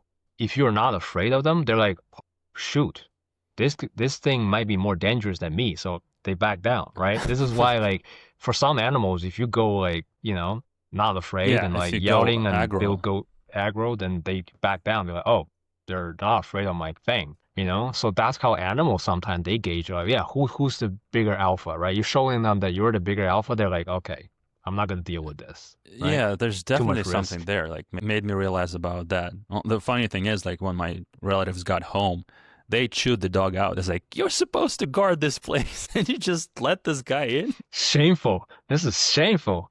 You got a little kid. So confused. You got a little kid to get in. It's like, yeah. But see, that's how it. Like, that's why. I guess sometimes the world is surprised when you do something like that. It's so out of the norm that they're like. There's definitely a lot of cool stuff to explore with just being ballsy for the sake of being ballsy sometimes. I think everybody should explore, kind of experiment with pushing the envelope, just deliberately, because it can be a fun process of learning about yourself, about your powers, what you can do, what you can get away with. I've seen plenty of examples of that where people just literally just do stuff, like push through and do stuff that is like other people consider rude or inappropriate, but then essentially they get away with it. Whereas it's just an example that if needs be, you can be, in people's faces and can move mountains. And I guess different degrees and levels of this are acceptable in different cultures, but there's a good amount of examples that I've seen of that in Russia, because that's just how things get done sometimes, because that's the only way things get done sometimes. So yeah, some cultures are more acceptable of these types of behaviors than others. Oh man, you remind me of the subreddit, right? A Normal Day in Russia. Yeah, some classics from there, man. It's an interesting place. Yeah, so the decision making process needs to be started separately in that place. The science hasn't achieved caught up yet, the mastery yet. Yeah, it hasn't caught up to the rules that determine decisions there. So yeah, choices, man. We all have to make them, but sometimes we're so flabbergasted why we make them, or how we make them. But I think at the end of the day, choices has to be made every single day of your life. Whether you like it or not, you have to do them, right? Not doing anything is still a choice, right? So you just kind of have to actively choose and figure out, okay, I'm just going to be making choices. With that said, you just kind of make the best choice that you can under the circumstances and see how it goes. Because I think the paralysis is worse than making a choice, because the fact is, like I said, you have to make a choice no matter what. And the paralysis are denying you time, right? You might as well just get it over with, right? As opposed to like mull over the two choice, which one is better, which one, because sometimes choices are very complex because they have pros and cons from either side. And like, it's really a thin edge of like, okay, which one is better, right? Yeah, exactly. Sometimes just make the choice. And see how it goes. Sometimes it's more important that you jump, rather than choosing where to jump specifically. I've heard a saying like that before. Yeah. Yeah, so this is interesting. Like this process of thinking about choices can be kind of like a meta meditation where you're like, okay, essentially thinking about the process of choosing and how you want to how you want to make choices, you know? If anything, it's just another opportunity to evaluate your values. And are you making the choices based on the right information, based on the right intentions? It's an important thing to incorporate into your, yeah, kind of like calendar, essentially. It reminds me of just thinking what is important, because if you constantly are aware of what's important, you'll be making the right choices. It's all about kind of aligning, right? We talked about meaning, information, and now choices in free will. It's all aligning towards making a conscious decision or choice to go towards something, because we're always moving towards something, you know? If you don't choose anything, if you just, I guess, free as a leaf, I guess it doesn't matter where you go at that point, right? It's also like a state of mind. But if you, for example, if your health is important to you, then you need to make the correct choices for it, right? Even there, it's such a fundamental thing. But if you're not making good eating choices, if you're not making good physical activity choices, you will not be enjoying good health.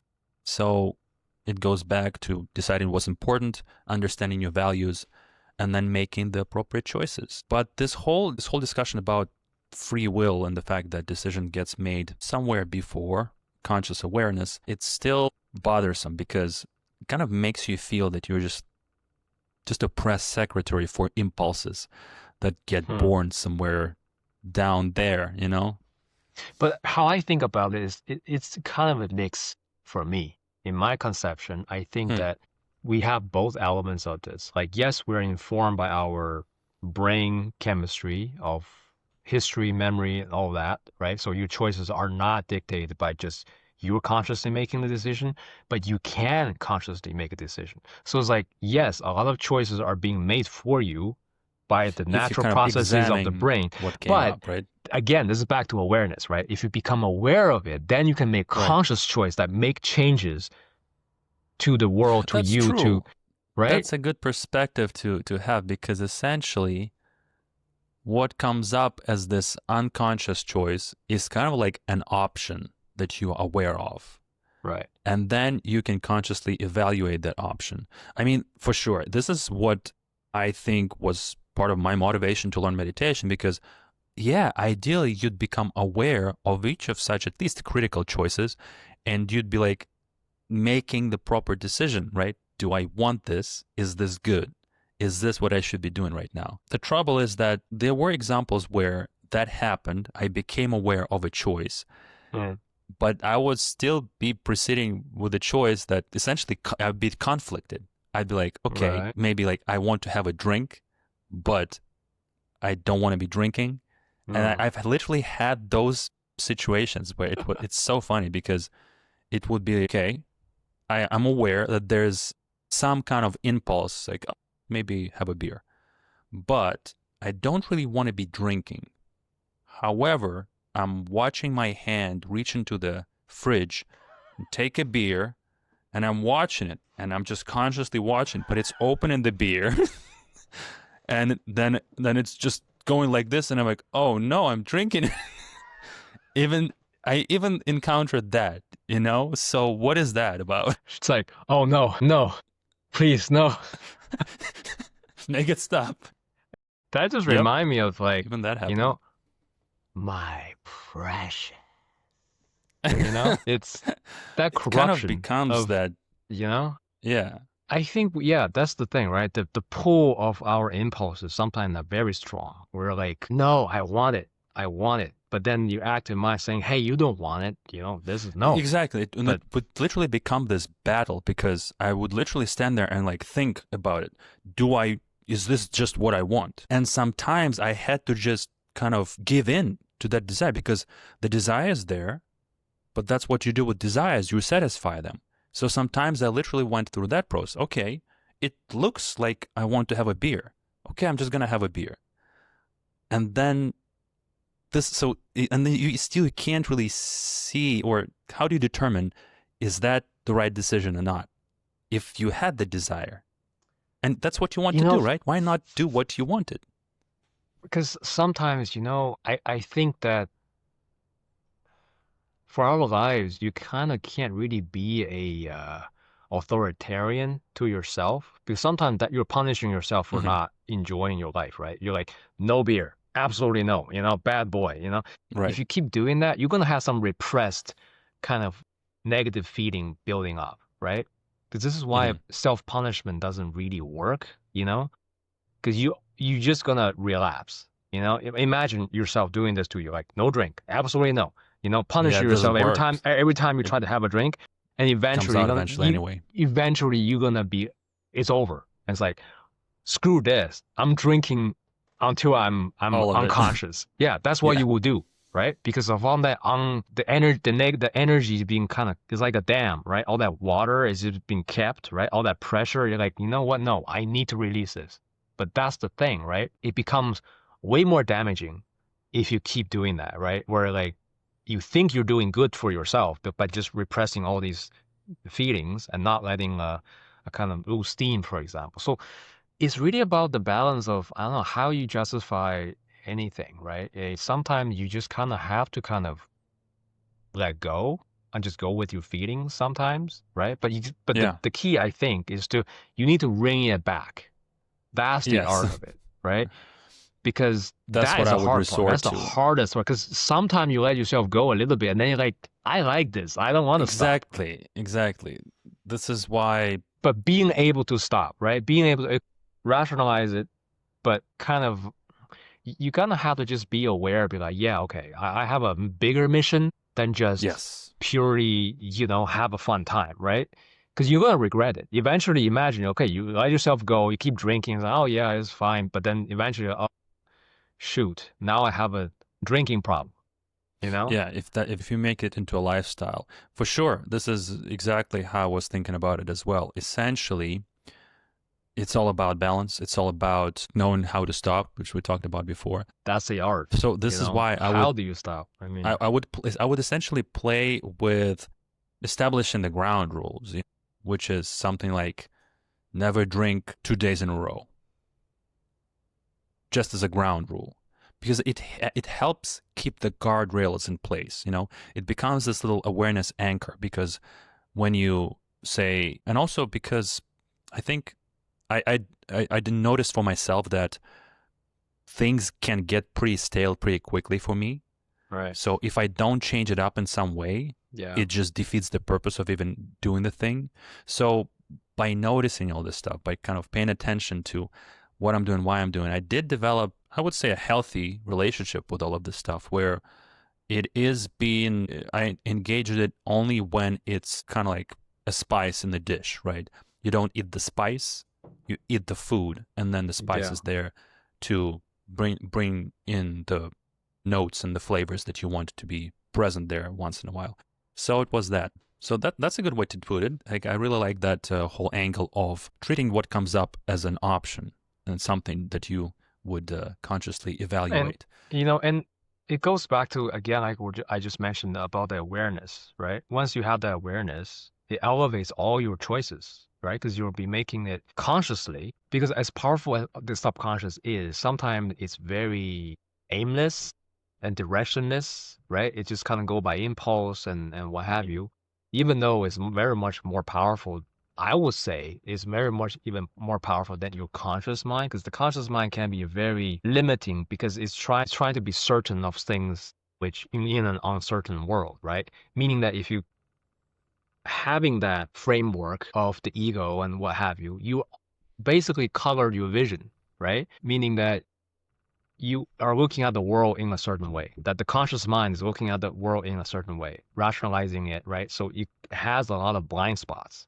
This is, again, going back to intuition, how the unconscious mind and the subconscious can sometimes have more access of accurate information than you do your conscious mind, because we have all these Right. biases, right? That's kind of rationalized into being. And I guess the key point is to synthesize both of these, right? So your conscious mind, you want to be more aware, but sometimes you kind of have to incorporate some of these kind of intuition, if you will, or some kind of these kind of unconscious process that you are not really keenly aware of at all times. And this is, again, back to trust your instinct. Yeah, trust your instinct, but also think about in a conscious way what the choices that you are making, right? Because you can have all kinds of thoughts. We all have all kind of crazy thoughts, like what we just said, right? Go to the Oh yeah. intersection, do that thing, But the key part is how do you to differentiate what's a good choice for you to do, This is like relative to everything else, you yourself, relative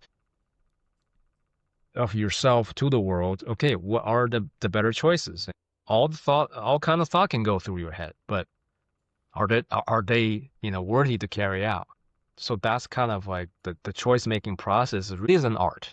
I think it is an art. It's not a science. Like, oh, there's a specific way how to make choices, and because like we said, right? What's the best choice is arbitrary. You don't have the best in what way, according to what, Yeah. compared to what. Still relatively So arbitrary. you kind of have to play it by ear almost, sometimes, because it's like if you go by the strict rule of like, oh, rationally lining up all the reasons why this choice is better than the other, you still might miss something.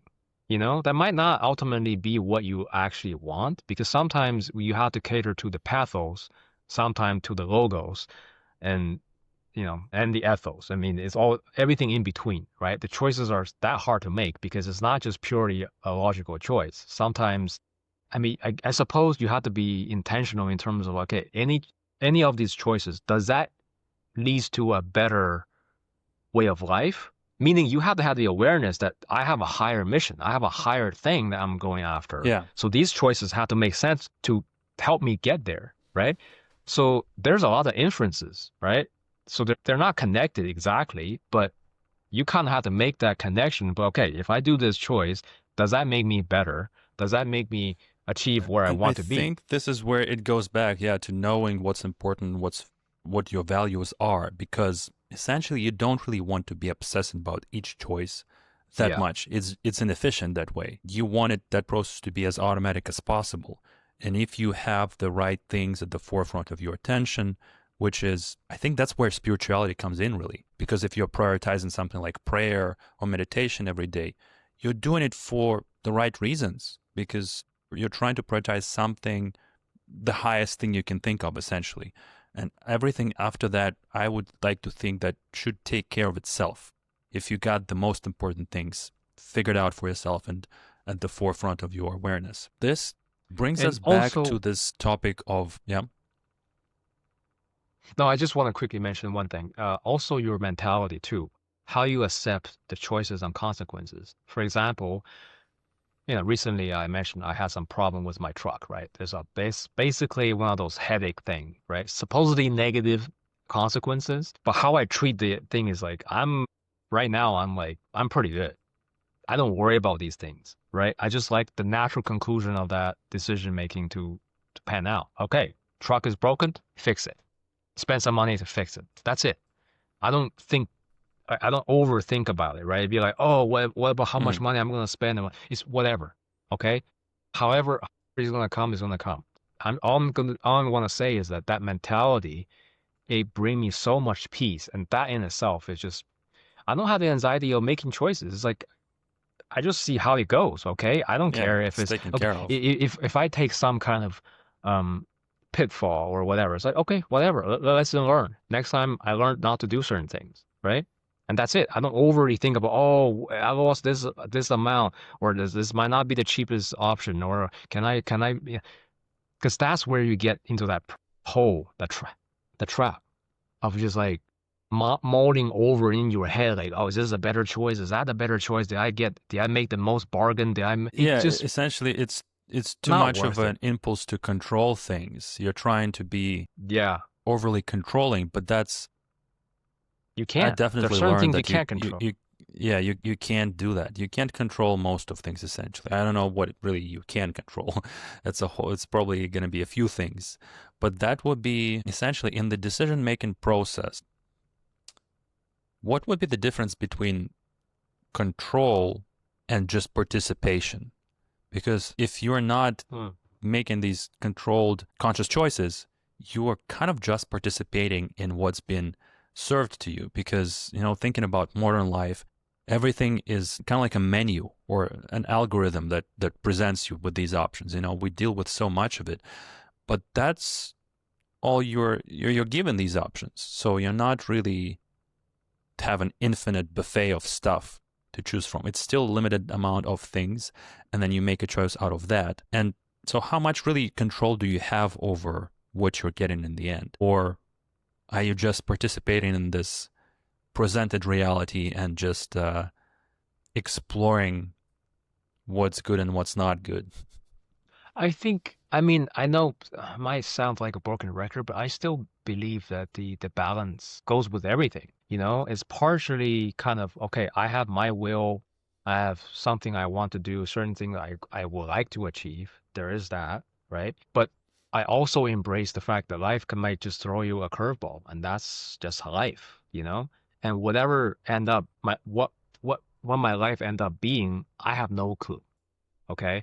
I'm not so worried, so to speak, about oh, do I actually get to Mm-hmm. achieve the thing I want to achieve? I'm like, maybe, maybe not. It's up to me, right?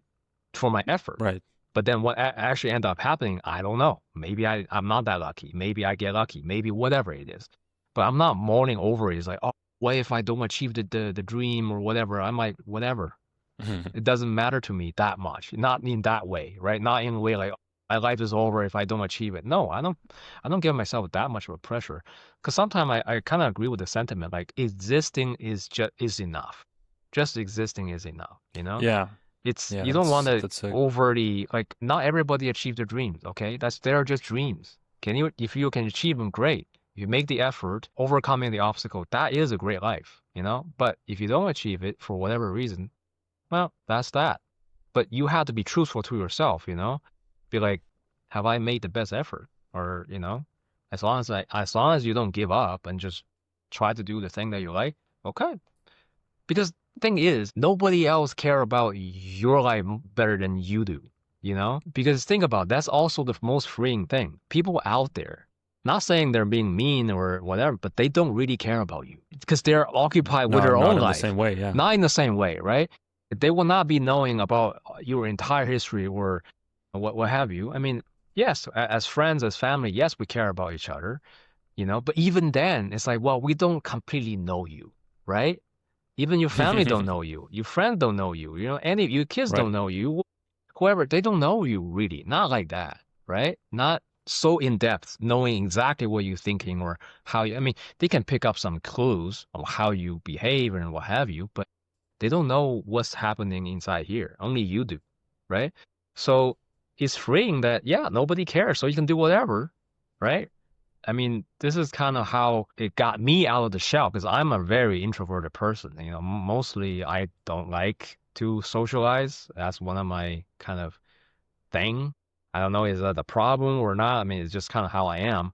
But now that I'm just like, yeah, I kind of don't really care. Like, I just live my life, you know? It's just like that's what I just trying to enjoy as much as I can. That's it. I don't really care about the criticism or rather if it's valid, I'll take them. But otherwise I'm like, yeah, I'm just living whatever, you know? I other people's opinion, that's their opinion, right? That kind of make me feel more free in that sense. Like, yeah, I can carry out things that I want to do without having to, because sometimes it's more yourself or the negative talk in your own head that's the most damning thing, you know, not because somebody else was criticizing you or what have you. It's just more like you yourself being too conscious about self-conscious about, oh, am I appearing this or that or, you know, certain Yeah. things. The thought loops can be literally the bane of your existence Yeah. if you don't learn to kind of dismantle them or deal with them. All experience that. So based on your we've explored a good bit about the kind of nature of choice and the paradox of it, I guess. Would you say that a choice is an illusion ultimately? Or are you still seeing it as there's a legitimate way to see the choice? Because one of the essentially it's how it connects to the whole idea of free will. I want to see if we can posit something like if whether choice is an illusion or there is some kind of definitive process of you consciously choosing and thus deciding what you're going to experience and how. Hmm. Is it an illusion? Is the choice an illusion? Like We're we back to the chose to be, Matrix. We're back to the Matrix, yeah, right? The idea that a choice is that really a choice. yeah, But that still made me trips you think up. like, the trippy thing to think about the Matrix is like, even if you choose a red pill, the reality can still be a simulation, right? You wouldn't know Yeah, if that that isn't, right? exactly. I was just thinking about the trilogy the other day extensively because it's just so applicable to all of these philosophical discussions all of the time because there's just so much in it, right? There's the simulation theory, the references in the Matrix, there's this whole paradox of choice. Yeah, because if you zoom out and you evaluate the fact that Neo took the red pill, like was he was he programmed to do it in the first place, right? Because I think in one of the movies they were literally saying, yeah, the awakening one is just another program and it's been Right. accounted for within the Yeah. matrix.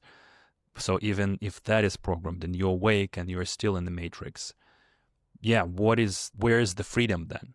Where is the choice? Because at that point there's no choice. You're not making any choices. You're just running through a script and you're witnessing how things happen. And it kind of looks like it to your conscious self. But if you dig, like we just did right now, not really. You're just watching how things unfold, but at no point you're making a choice. Or you can think of it as a sandbox. Like, yes, within the confine of that sandbox, you can make certain movements, but you can't go outside of that, right? Right. So it's kind of like we have certain degree of kind of freedom, but then we're also not, because also if you say freedom, freedom from what? Yeah. Again, Yeah. we That's have to go back to the ontology of it. Like, okay, which one is, I guess, yeah. according That's to another angle where what's it the becomes connection? paradoxical. Freedom from what? Freedom to what? Exactly. I've had exactly the same questions when I was thinking about this stuff because yeah, essentially, what do you want? What is not there? I heard somebody speak about who went through this spiritual phase in their life and they studied all these Eastern teachings and all these ideas, right? But they eventually they popped out of it. They essentially like, yeah, but what's the use of this stuff? And it was very interesting to me because I haven't popped out of it yet. Like I'm still finding all of it interesting and Yeah. funky to try and figure out. But that person was essentially saying that practically wise, it doesn't really matter much. And because what do you want to get out of, say, even the most grandest spiritual experiences? Even if you realize emptiness or something, what does that do for you? What does that mean? And what do you get out of it? And the answer is, well, literally nothing. If you realize nothingness, then Mm, that's all. You're gonna get nothing. There's gonna be you're nothingness. right. Okay, but now what? And when he talked about it that way, I was like, yeah, you know what? That's a really good way to approach even spirituality because, well, you're alive and you're right here, right? And you might as well, like, there's an infinite amount of things to do in this world. Infinite. There's not enough hours in the day for Yeah. you to, not enough lifetimes to read all the books, to watch all the movies, to Yeah. learn all the musical instruments, to learn all the skills, all the languages, to meet all the people, to just, it's essentially infinite as far as the human concerned. Yeah. So you already have access to this infinity. So what else do you want? What other choices do you want? There are already infinite amount of them. So it is akin to you Yeah. having free will as far as limited human mind is concerned, right? That's great. That's a great one. Great point. It's again harking back to what we talk about, taking a hike in the mountains. Which path would you actually go? That's Yeah, the there's so journey. many. Because yes, you can go anywhere, but then the actual path that you actually went through, the one that you chose, is the one for you. Of all the infinite possibilities, you chose this for some reason. Yeah. And that's good enough. Just making the choice and go along as long as you know for yourself, like, okay, I will take whatever responsibility for my choice. I will enjoy it no matter how it turns out. Yeah, essentially really commit to it and really really explore that specific choice, that specific path. Something relevant, I just heard was watching a clip on YouTube from Rupert Spira seminars. He's a non-duality teacher essentially, and somebody had a very related question to it. They were trying to figure out why there is this small conscious awareness that we have, and then there's a big unconscious part essentially, right? There's something like 5% of the reality is what we're conscious of, something like that, right? A small percentage. And there was a kind of very difficult back and forth with that person and the teacher where he was trying to answer the question, but the final kind of explanation was that, well, imagine if it's not 5%. Imagine it is 100%. Imagine you're aware of 100% of everything there's to be aware of, meaning both your subconscious and then meaning below that is the collective unconscious, which is, I don't really know exactly what that is, but there's plenty of psychological and spiritual studies and disciplines that point to that being there. It's some kind of at least field of information, essentially. Imagine you can't imagine, because essentially it would look like blackness. It would look like you wouldn't be able to differentiate the world behind all of that input. It's kind of like try being aware of all possible human lives and perspectives that are happening right now in real time. There's nothing. Like, there's going to be light shining everywhere. It's going to be complete homogeneous mass. It might as well be nothing, essentially, right? This filters it down to something. Yeah, it's this limited type of scenario, life, circumstance, context, etc. But that's the only way you would be able to experience it, essentially. Yeah. So, yeah, of course it's limited, because how else would you have any kind of experience? You have to box it in with certain edges, essentially. Without the edges, you're like everything and nothing at the same time, which means you can't even differentiate. There wouldn't be anything, essentially. So, and it's such a mind trick, because the intellect asks, like, well, why can't I have more than 5% of conscious? Yeah, but this is, how do you know that this isn't the best thing ever already? It's already kind of made me think amazing. about that. It's already a fact that we can even, I don't know, just being aware of any of this, right? Yeah. Reality, so to speak, or, this specific way of perceiving things. And it's already amazing. The fact that this is a thing, Yeah. But then, of course, we're born with this, so therefore we can't even imagine what it will be like any other way. You can't imagine it. That's just the limits of your, imagination or intellect and what have you. But sometimes you just have to deal with the fact that, well, you better enjoy what you have. This is already amazing. You gotta appreciate the fact that you can perceive all of this. You can differentiate the colors and can smell something great. You can taste something great. But you need to remember that is also, again, using the dreaded word arbitrary, because it's like, what's the recognition? Because it's what we see and feel and are so human, right? That in any other context that are not within our kind of world view or how you can see certain things, you wouldn't even recognize certain patterns if you're not human. Or if you, I say, imagine how alien would see, life, or how we even define what life is. They're so, you can't even define what life is, right? So it's, how can I say this? It's like we are who we are because of it's just the fact that this is how we become. We became this is how we see the world. Like, for example, right? Like, yeah, you will find, for us as men, we'll find a woman beautiful. But what's that beautifulness mean? Yeah, what is it really? It means nothing to objectively? I don't know. Maybe it means nothing to an elephant. They see a Right. human woman, it's like, Yeah. right? They don't care. They don't care. They see a female elephant. Ooh, now that's interesting, right? I For know, them, right? that's what it is. So Same it's way we don't know what a beautiful elephant looks like. right. Like, You don't what's know. considered a beautiful Right, elephant and to exactly. them? What was a beautiful whale, right? Like, what's the specific thing that like really attracts, Yeah. attracts them? Like we don't know what's the Yeah, difference. that's a good point. It kind of makes it just, this is essentially, this is the shape and this is the form, and why not enjoy it? It goes to this whole topic of freedom, because in realizing that essentially things are the way they are, and it's already unfolding the way it is.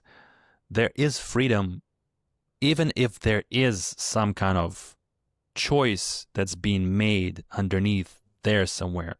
That just kind of frees you up to enjoy it then.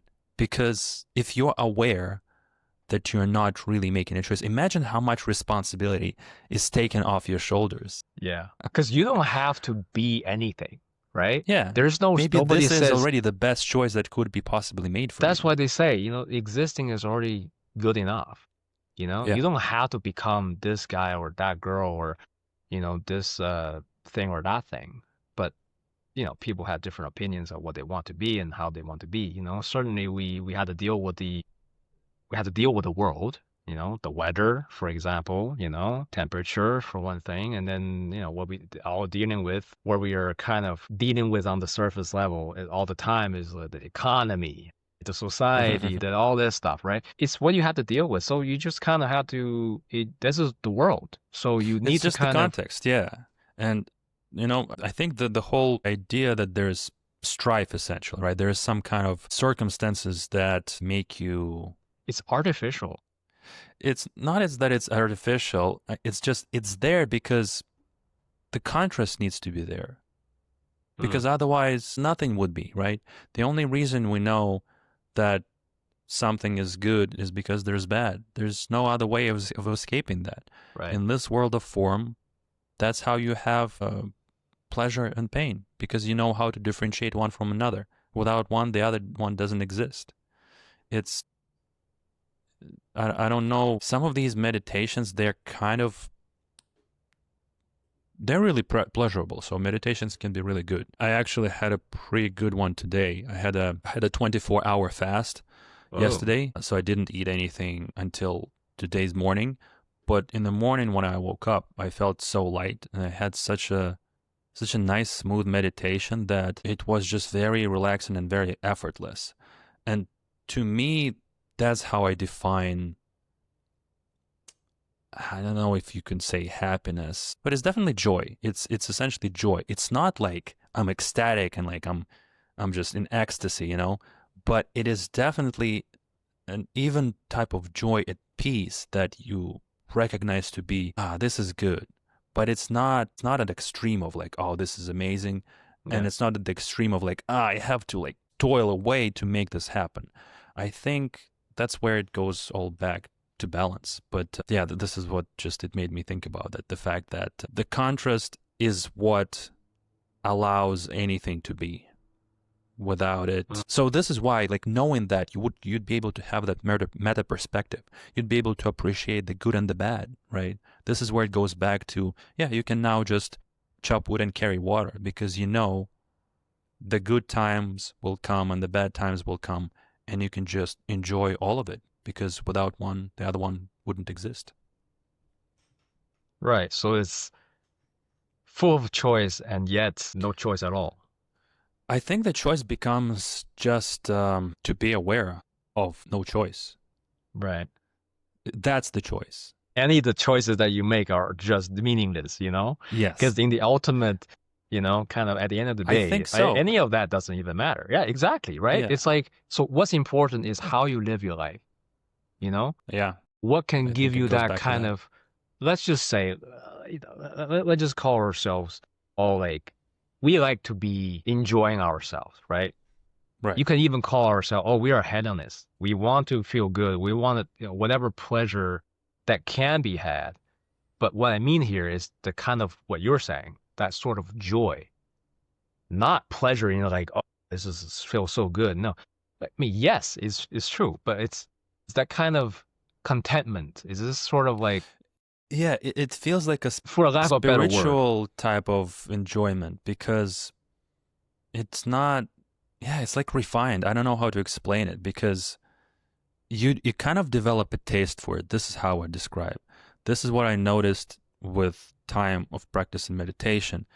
It kind of like developing a skill of just enjoying what is. I really would like want to put it that way, because wouldn't you say that's kind of the ultimate skill? Why, if you have that, everything else doesn't matter. Yeah. I mean, you can get yourself to that level of like, okay, it just came to my head that I'm going to go to a major intersection and take a dump. And I'm gonna do it. And Why I'm gonna not? enjoy it. I'm gonna really enjoy that. You could really You enjoy could that. become that. You could become that. That's the thing, right? And that would be no different than Some people actually do that. Like that's been done before, for that's been sure. done. Oh yeah. They're like, yep, I love this.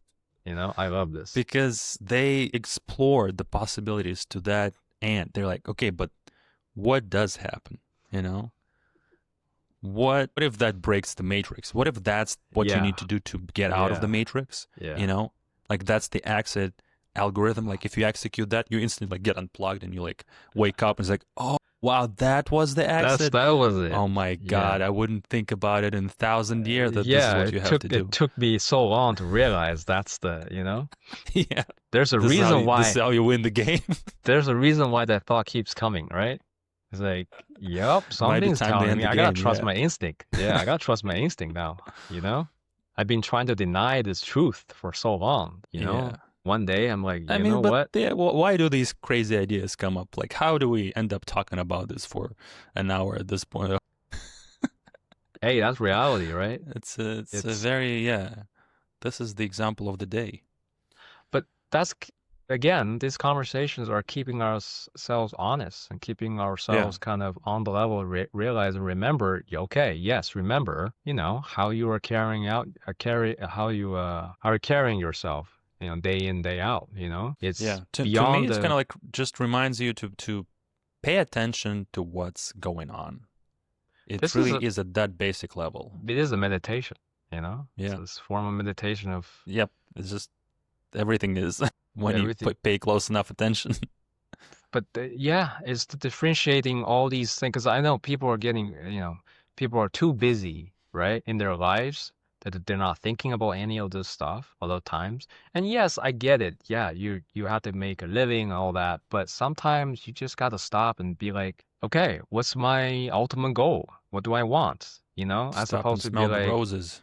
yeah, you know, enjoy life for the sake of it, not just because I gotta make more money. I gotta make more money. More money for what? What are you gonna do with that money, right? What's the goal? If you have a goal, that's great. You know, if you're just like churning all that money for something, okay, great. But don't be like, well, I don't know. You know, I'm just like, okay, you have It could everything easily be now. into a What do you trap. want? Yeah, you're just doing it unconsciously and you're not accomplishing anything essentially. You're just wasting your time, I guess, right? This is the worst thing that you can do is unconsciously waste your time in life. If you do it consciously, Yeah. that's perfect. You are the master at that point. But unconsciously is that when you're essentially expecting something from reality while doing all the wrong things for it. It goes back to responsibility, your personal responsibility over your well being and happiness. You have to solve it one way or another. But when you are essentially, when you're being unhappy, that should be your alarm clock. That should be your telltale sign that something needs to be investigated. Something is not right. Something is not in Yeah. alignment. Something needs to adjust. It's as simple as that. So Yeah. many people kind of ignore that. That's the strange part. Like I don't know what causes us to ignore these things because sometimes it's just so obvious. But this is where I think this is where meditation comes in because it allows you to at least give some time and space to listen to yourself. Because if I think people just don't have that as a habit, you know, you just keep being in this inertia of these external Yeah. factors, but you never listen to yourself. But you know, it's a very courageous act to be meditative because you're confronting your inner turmoil or Yeah. demon or whatever, because you're actually making the choice, conscious choice. I'm going to think about this stuff. What's happening to me? Why am I feeling this way? What does it mean? What's my place in the world and what have you? Like, just by thinking about these things, you're already kind of making, like, you're facing your fears because then you're trying to find out what is the problem, right? What is the thing that kind of preventing me from being happy or content, right? But a lot of people are avoidant. They're like, I don't want to deal with that because somehow it's emotional traumatic, I guess, right? Like they don't want to touch a scab or, you know, try to figure Yeah. out what's wrong with them. And I think this is where like people, even myself, like I had to come to this realization that Well, most of things, they have to be felt through. Like if something happens to you, there is no way around it. You have to Mm. experience what it means for you on a visceral level. You experience it through emotions. And then, but if you try to block it or hold it in some kind of way, it will cause suffering. You have to let it flow, essentially. And there's something about emotions that just causes all kinds of haywire in different people. Some people don't like to feel them at all. Some people are fighting them. Some people think that maybe it's inappropriate or I shouldn't feel this. There are all these little rules in place that just block this flow. And I think emotions are, there's some form of language and energy at the same time, I think. They both communicate and transfer something from one to another. It's a form of language for sure. So you shouldn't be blocking them. You should be investigating them. You should be welcoming them, letting them play through. Because if they are happening, you're not in control anyway. So fighting them never really works. This is why people go to therapy, right? People realize that they need this thing, right? There is a thing that, okay, it can unfold in many different ways. It doesn't mean that you have to go to therapy with a therapist, but like the idea Yeah. of therapy, right? The idea that you need to kind of work on your. Yeah, it's a container for investigating yourself and your feelings and emotions, because I think by yourself is just really difficult to both contextualize those things and maybe define them even, put them into words, because only when we put it into words does it make it official, kind of. Does it make sense? Like, this is what it is. This is why this is an important conversation, because not until today did I thought about going to the intersection and take a dump, It's like This I is an haven't important had that. question. I'm not Everybody has to sure ask when, themselves. I'm not sure what time I actually had that thought from before. I don't know if I actually had that until you say this, but You know what other thought you haven't had until I brought it up at some point? oh no, Yeah. no. What are you gonna do? What are you gonna do now? Everybody should think it at least one in their lifetime. They should evaluate their wipe technique. Oh yeah, that was a Because big if you one. don't do that, how do you know if it's good enough? You see, some things are so important, but When was the last time you thought about how when was the clean? last time you evaluated your wipe technique, sir? I don't think. I think I failed. Yeah. That's what I'm saying. We I have to don't. talk about all these things. People I. don't realize. I don't think. I don't think I evaluated though. I'm Don't mean to like, put you on the spot, but like yeah. shots fired, you feel But the called out. evaluating part is the meta part, right? Like you got to think about, okay, what's the quality of this endeavor?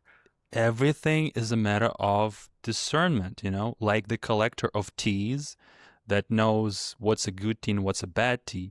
You have to evaluate. And something so fundamental as the wiping technique can't go without examination. Are you kidding me? Do we really have to spell this out? And it looks like we do. Okay, but how many techniques are there though? That's exact. Now you're starting to ask the right question. Now you're starting to ask the important questions.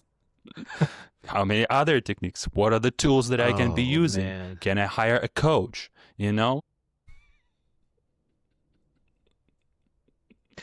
Or you can Do I just need solve training all, material? or you can just solve all of that by just getting a bidet.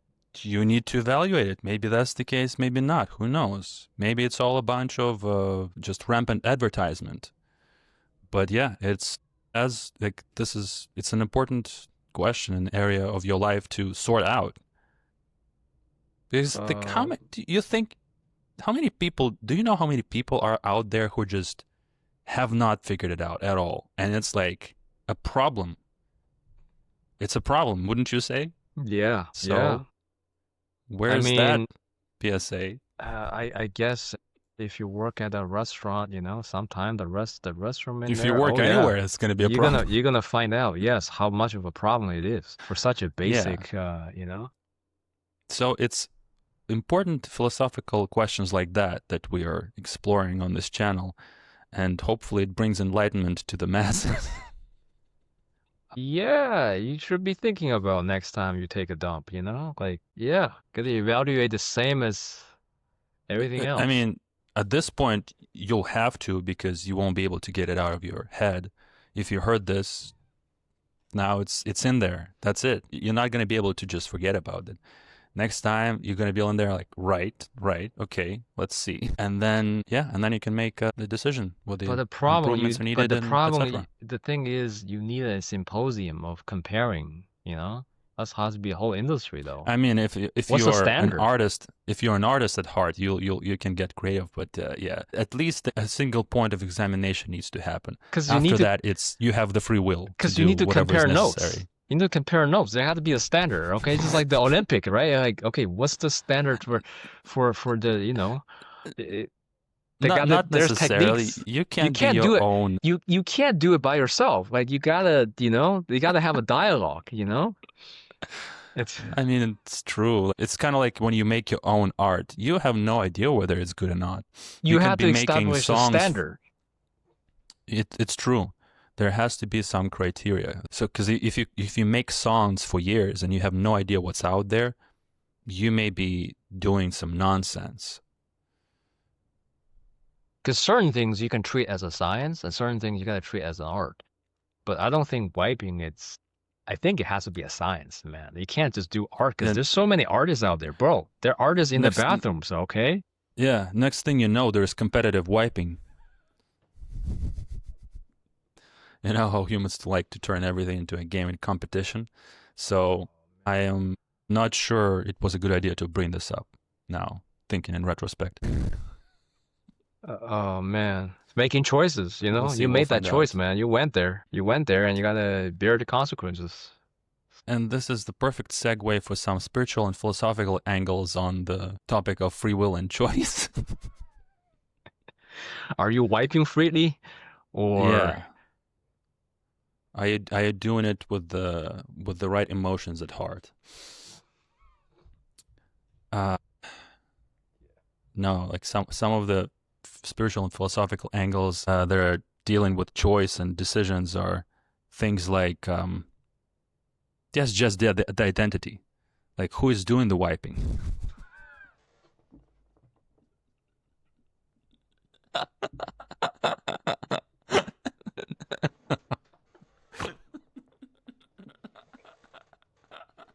you mean to tell me that I need to have a identity crisis in the middle of?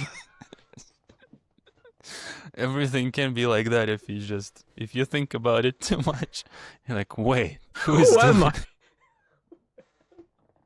Just suddenly existential crisis on the toilet. Just stop in the middle of it. Wait. Dude, who am I? Sometimes it do be like that. It kind of It's strike you. what's the meaning of life? You know, You it's know, you like, hear some of these stories about enlightenment where just people are just all of a sudden enlightenment could easily be like that. yeah. I mean, it could strike at any time. You know, it's the So paradigm shift can just happen. that would be the Advaita school and the non-duality that would realize that there's no separate wiper. Everything is just one movement. It's all just one fluid of wiping is happening essentially. So that's Advaita Vedanta. For Buddhism, it's the recognition that intentions arise dependently. So there's no fixed self that's wiping. There's just everything that comes together towards wiping and then it proceeds to no longer happening. So that's Buddhism for you. Okay. Then there's also existentialism. So freedom is not in kind of that you choose to wipe, but how you relate to it, you know? Kind of the attitude. Which is also like a very meta approach. Because you never think about it, right? And you then never... the absurdist realized wiping is absurd. Wiping is absurd. Why do you wipe? You can just choose not to wipe. Oh my God, that's... Yeah, wow, oh my God, that's a... dangerous level of that's the absurdist inquiry. position, right? That's the absurdist position. You transcend the Yeah, categories you of right and transcend the wrong wiping. altogether. Yeah, transcend the wiping there. Wow. See, when you put the thing in the right context, it makes sense. But that's going too deep, I think. But you still have to make a choice though. Which one, you know? Well, depending on all these perspectives and lenses, like this is where it gets so tricky thinking about it, because what if you're not supposed to think about it? Maybe we just ruined it for so many people, because maybe it was happening just right, just perfectly, because it was so efficient, there was no thinking involved. It's just like one fluid motion and then it's done. But now, when you think about it, it's like, so, you know, when you start thinking about how to walk, you suddenly forget how to walk. You don't know how you're walking. Whatever that ruins this whole process for, once you start thinking about it too hard. I think it does, man. It's kind of like breathing or beating your heart. You don't think about it, it just happens.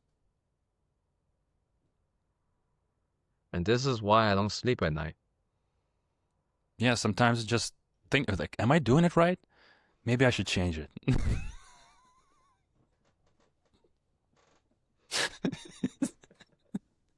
Is it just me? Okay, no, never mind. Yeah, let's move on. you know, I mean, okay, you know, you gotta understand that the world sometimes is very, very absurd. Okay, you can think about things like that. It makes a legitimate question though.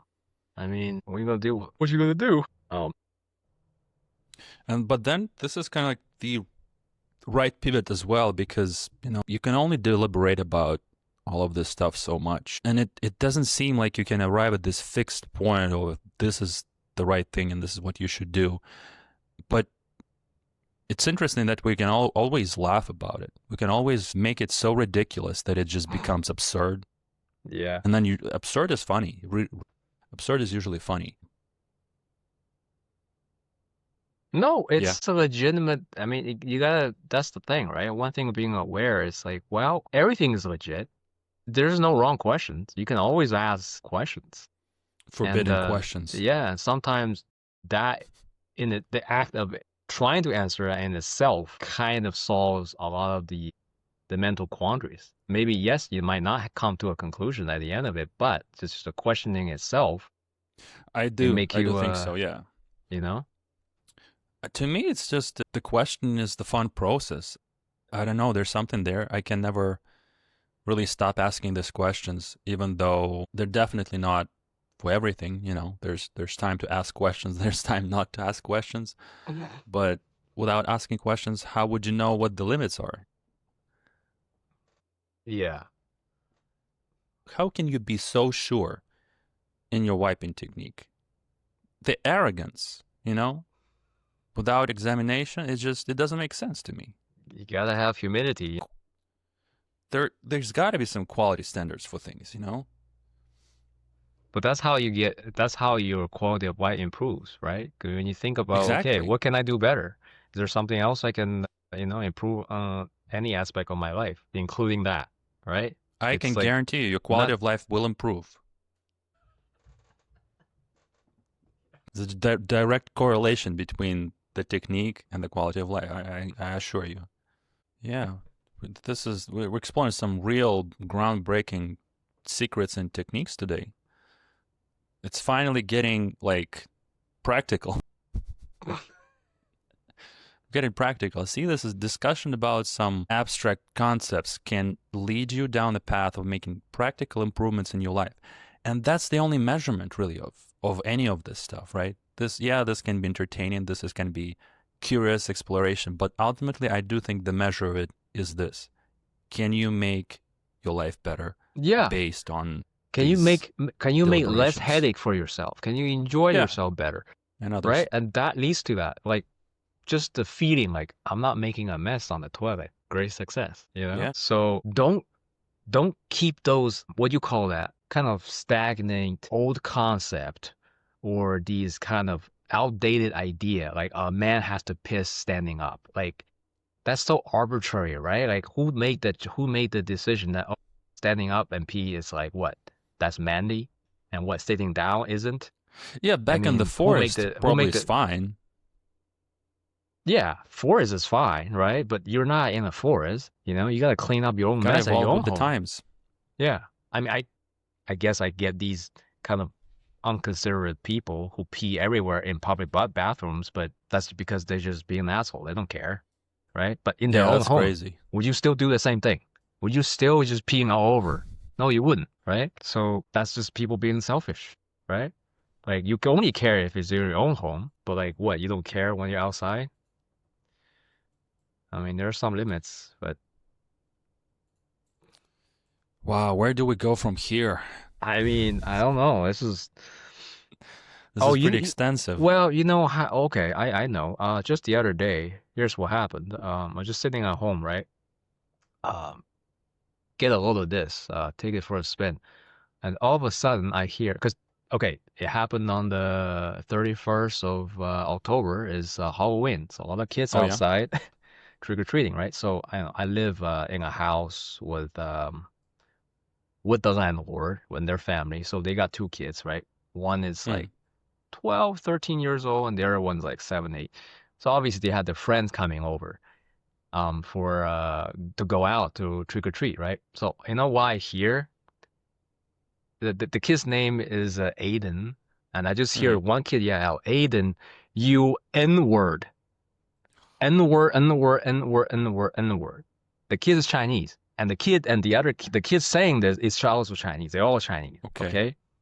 Wow. And just all of a sudden, I'm just enjoying myself at home and after work, you know. I'm like, yep, I'm just And enjoying then you this hear some kids. last day of the month, and just hearing this kid, you N word, N word, N word, Wow. N word, and the one with the ER, okay, not the, you know, is with the Yeah. ER. I'm like, Wow. yeah, I mean, sometimes it do be like that. That's the Is real world. wow. That's the real world, okay? And you're just out there trying to live your life. They're kids, Wow. okay? They're kids. They're not like, you know, but that's what happens. But how does it happen? Just out of the How did it blue, come to be? kids come over. I can hear everything. You know, the building, the house here are so Right. badly constructed. You can hear everything. So just run over here, call out the kids, and you N word. No. Out I of guess the parents weren't home. I'm not sure. Do they understand what the kids are saying? I mean, Wow. and it's But I mean, they unmistakable picked it up somewhere, right? That somewhere. somewhere in the culture is out there that taught them. But somehow they missed the critical part. You're not supposed to say the ER. If you're gonna say the You're not one with supposed the to say A, anything, dude. it's ending with the A. That at least we can understand. Yeah, okay. You're following up the culture, okay? But you use the old one. That one. That's no, you know what? How the hell It's did you just an learn? accent, dude. It's just an accent. Don't be racist, okay? No, I heard the difference. It was a hard ER. They pronounced a hard ER and with emphasis, with tones, you know? With You don't emphasis, even hear okay? that ever. No. It's Because like, I will know. I will know if they were speaking Chinese, using the Chinese right. word that sounds like the N word, okay? I know the I difference. tried to redeem them, okay? Now everybody knows that you're living with some racist ass kids. But that's the world, okay? That's the reality that we live in. It do be You like know, that there's no, sometimes, eh? it do be like that, man. So, yeah, So that's the question is, did they consciously make that choice? Because it sounds like they did, right? Or did, just imagine you no, N why did word. it happen, dude? Yeah, Why? why? Well, for what? I can hear it, dude. I can hear it right now. It doesn't sound good. Oh my God. Yeah. But I'm sure they're bros. They're so bro that they can just, you know, like this is this is almost the same as between two black friends, you know. This is like that's what it feels like, you know. But I'm not sure if the actual black people would actually use the ER with themselves, though. That's No. this is a This is where wrong the way to of cultural. context. Oh Yeah, yeah, no. this is a bad case of appropriation to call it, you know, cultural appropriation. I mean, Jesus, they learned the wrong one. Okay. There's something is not stacking up there. But essentially it's kind of like, oh yeah, it go kind of for me everything goes back to meaning, but essentially you can't do something like that and have your own meaning in, like when it already has meaning for other people. You know what I mean? That's essentially what it means. You see, So this is I like, to me, it's uninformed choices that they make. See, they learned the word, but they didn't learn the context of which one do you use and what's acceptable, what's not. no, there's nothing to learn. You don't use the word. Okay, this is where it ends. There's no analysis. There's no context. Okay, But there's no there's a difference, context. though. There's a difference, okay? There's two N words, and it means a lot which one you use in what context, okay? And who's It using it. it does, but see, looks like maybe to them it doesn't. Maybe they don't differentiate the flavors just yet. They're inexperienced. But That's what it is. They learned the yeah. word, but somehow they're using the wrong way. You know? But that's reality, folks. This is gonna happen to you, okay? This is, I mean, So they weren't taught correctly then. Who should teach them correctly, Ben? they need some Did real you black did you friends, go okay? did you go up and you just like did you correct them? Did you like, hey kids, no, no, this is not how you do it. It's your responsibility as an adult. Yeah, If you if you were there to I'm witness shirking the my problem, responsibility there. no, you didn't do anything about it. I'm being cowardly. That's what happened, man. No, just imagine going up there and it's like, hey kids, just heard you talking, and I thought I'd let you know that you can get in trouble. But this is what's not advertised. This is what you don't hear. This is the real world. This is the real world. This has been happening all over the world, but you're just not hearing it. Okay? Nobody's reporting it, but it's happening. But where do we go from here? That's it. That's all I have. Okay? That's the end of it. There's nothing to report. Nothing else to report from here. Wow. It completely, my mind is blank right now. See? That's I don't know what to do with this now. sometimes it do be like that. I mean, It completely put me into a meditative state, I guess. yeah, you should meditate on that. You know? Um, Oh God, no. This is what I have to meditate, and you're gonna meditate on the wiping technique. Great exchange. that's what friends do. What a culturally enriching moment. Yeah, thanks, man. Thanks. I guess I Yeah, you needed gotta that. learn. You needed that. Yeah, you I have gotta to think learn, about that. Yeah. Now it's in your you better cogitate on that, you know? And sometimes you don't want to think about things like that, but the world makes you, Make you think about and that. then you just have to think about it because that's what it means. Because otherwise, it just wouldn't come up. It wouldn't be out there in reality. This is how Essentially, how meta it is. Yeah, it makes me think that everything is out there to kind of teach you a lesson, essentially. there's the lessons in everything, okay? You know what it reminds me of? That time we were sitting at the pier in the Tommy Thompson Park just talking, Yeah. and then some kid threw a stone at my head. Oh yeah. Remember that? That was That was incredible, dude. It was just so unexpected, and it was this proper stone just being thrown Yeah. at my head that I was like, what is going on? And then there's just a kid, because he doesn't know what's going on. He just throws Yeah. stones. One went into my head. It was so random. It kind of like made me so hyper aware all of a sudden. I'm like, should I be like paying attention to stuff or something? Yeah. Because I'm just sitting there not touching anybody, and suddenly my head hurts. That's what happens. But then I can see the horror of the woman, the mother. Oh, yeah. It's like, oh She's, my like, realizing. God, no. Yeah, I'm apologizing profusely, but like, yeah, it was. I could see in her eyes, like, no, what did you do? Yeah. Could be a problem. And even the kid was like, my bad, I'm sorry. It's so hilarious for the kid because he has no excuses. He threw the stone, but it's the fact that it's just his body. He doesn't know how the coordination yet, Yeah. so he just like can't control his body Whoops. properly and gets into trouble because of that. Yeah, it was really funny. But really, there's nothing you can do in this situation. So you just have to accept the fact that a stone got thrown into your head, but there's nothing there's no fault, right? There's no malice, there's no nothing. But Sometime. you had to be struck in the head with a stone for some reason. Why is that? And you're lucky you Sometimes it do survive, be like that. right? Sometimes these are fatal, Yeah. unfortunately. See, that's why, life can be just like that. So I think to think you gotta recontextualize everything, right? With with things like this happening and you kind of realize things like this has been and always will happen, then you realize, oh, all my problems in my life are nothing. All the little things I'm like fussing about, they mean nothing. Why are you fussing over this, like not enjoying your life while you're alive? Because things like that could happen. You'll be out of not fault of your own, and you're dead. Something happened, right? You won't be alive anymore. So it doesn't matter what you. It almost doesn't matter what you think, right? But the only thing that matters, as far as you're concerned, you better think some good thoughts. You better have some good times. Otherwise, it could just end like that.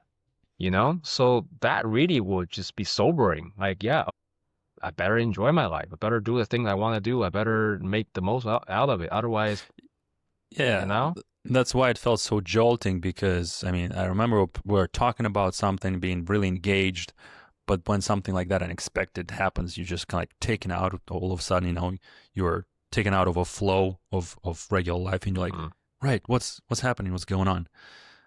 Back to So reality. yeah, I mean, it was funny right there, right away, because like I thought it was funny. Like it wasn't a big deal. It didn't hurt that much or anything. So all things considered, it was pretty funny. It's just yeah, it's funny to think that stuff happens. Some kids throw a stone at your head, and then you have to deal with the reality that comes up. You don't get to choose or control things all the time. Yeah. So that's why you gotta be fun with yourself. Enjoy everything, be a Yeah, and jokester, about the have everything is funny if you think about it.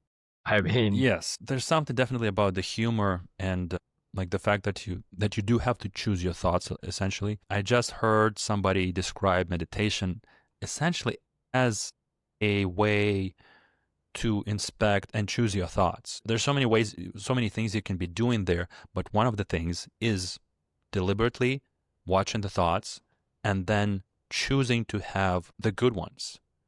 And I have to agree because it's one of the things that you want to be doing. It's not an automatic process to do and select those. Usually we just, associate with thoughts so much that we take them at face value.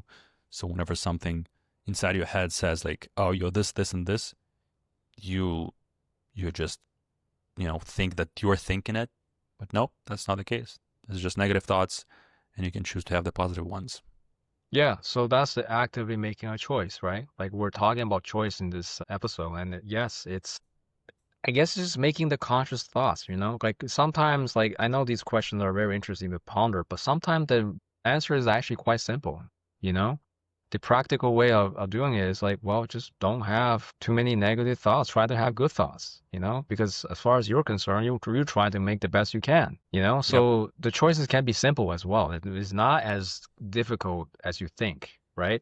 To be paralyzed by by choices. And that's just how you kind of contextualize that. The choice can be simple, right? Either you just choose or you don't.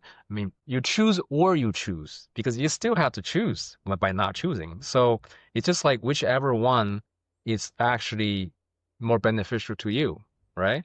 Because think about it, people don't think that by delaying something that they are actually choosing as well. They're not thinking about that. They thinking they're delaying that choice. Something could, positive could happen. But no, like, you're nothing gonna happen if you don't do anything. Nobody, no, nothing will be like that. Like you have to actively create the reality that kind of you want to create. Because obviously, yes, nature gonna be like nature. Things gonna be a certain way. But if you want to build a life around, of kind of realizing what you want to spend your time on, then you have to actively build that. Like you have to have projects, you have to have things in your life that matters to you, that makes sense. And damn the reasons. You don't have to have a reason. I mean, you don't have to have like thought out reason about why I'm doing this and then that, right? Like if you feel like this is important to you, even if you can't answer that why exactly, still do them, because it makes sense to you. Right. But I guess, look, why would have to be an inherent part of it, right? Like, I actually want to think about this for a bit. Why, like, the thing that you think important. For example, right now, I think this project is important. And I was kind of thinking of what it, like, why it is so. But I like because it makes me think better and deeper about certain of these things because the other thing I like doing is kind of writing about these topics as well. And it's all development of thought, right? And this process directly comes into it because thinking about these things by yourself is different than talking with someone else and seeing what their perspective and understanding about it is. It's kind of like in this conversation, I feel like we're uniting our minds to compare the perspectives, compare the notes, and see what's what. Without that, it's all kind of like it's too You essentially wouldn't it can be anything. Again, it can be like arbitrary what you think, because you You don't can have sit there and context. think yourself whatever you want. Yeah, you don't have the There's no context to context, compare. or at least there's not enough of it because the context, as we discussed, it's infinite. There can be infinite amount of information that helps you to understand how choosing and decision works. But discussing it and kind of looping back and forth throughout all these aspects of it is really like it's fun for me because it makes me shine the light of awareness and consciousness to the areas where like I may not necessarily be aware of, So part of this discussion is that it happens in real time. We're literally exploring, we're kind of letting our thoughts go down this path of the hiking up a mountain, and we don't really know where it's going to lead. But that's the fun part of it. It's exploration. So for me, it's important because of that, because it's a really cool way to explore and define these thoughts and develop them further. And then it kind of inspires me to write about this stuff because maybe I learned or thought or discussed something that is new to me and that I need to incorporate into my understanding.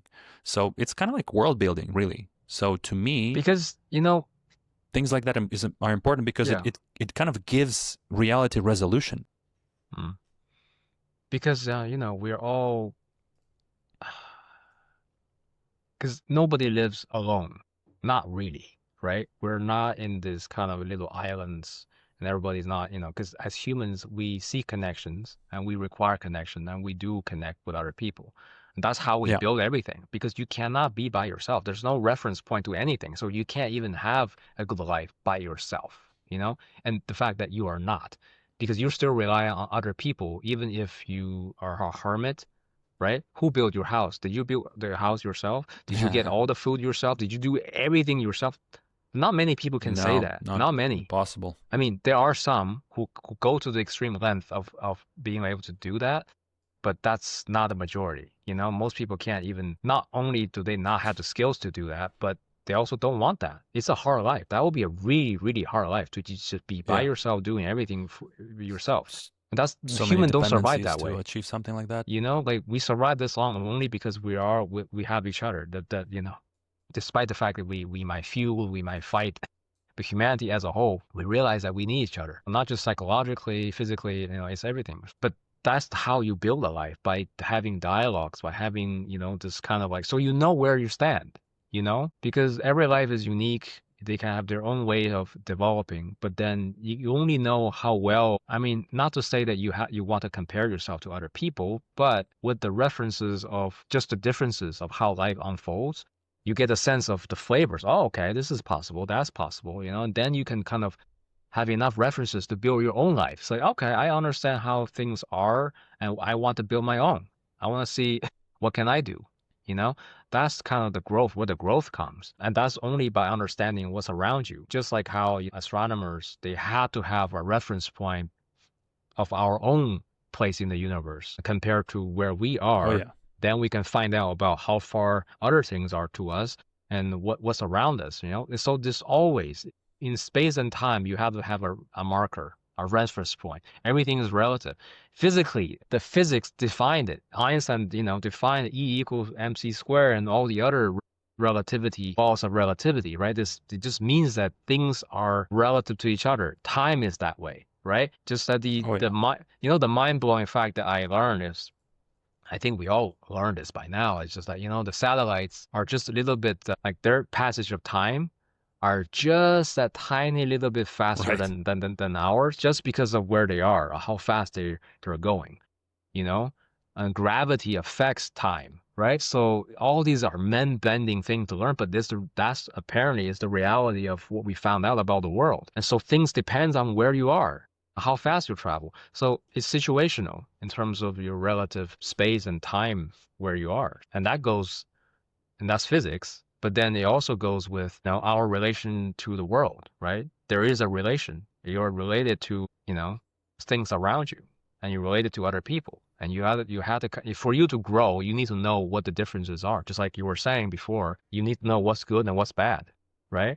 What's kind of good or bad in human terms, right? And then figure out, okay, maybe I would just try to have less of the bad stuff and more of the good stuff, right? And that's just kind of how growth happens, like I said. So things like this is actually important, right? It's not just, I mean, yeah, sometimes we just talk crap or whatever, but and again, we're no expert, right? We're just like, these are the things we learned, and we try to think about what's best for our own development and for other people as well. Like, I mean, if anybody finds this interesting at all, then that's good enough, But we're trying to figure things out ourselves. Like, we don't know nothing, but it's just about trying and actually try to enjoy your life, no matter where you're, or which stage you're in. You have to really contextualize that.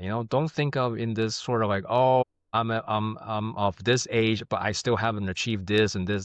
That's all, like, you make that up in your head. You're making those things in your head by comparing yourself with other people, because your life is unique. Everybody have their own history, their own ideas, their own dreams, and you should just build your own life. That's what you should be trying to do.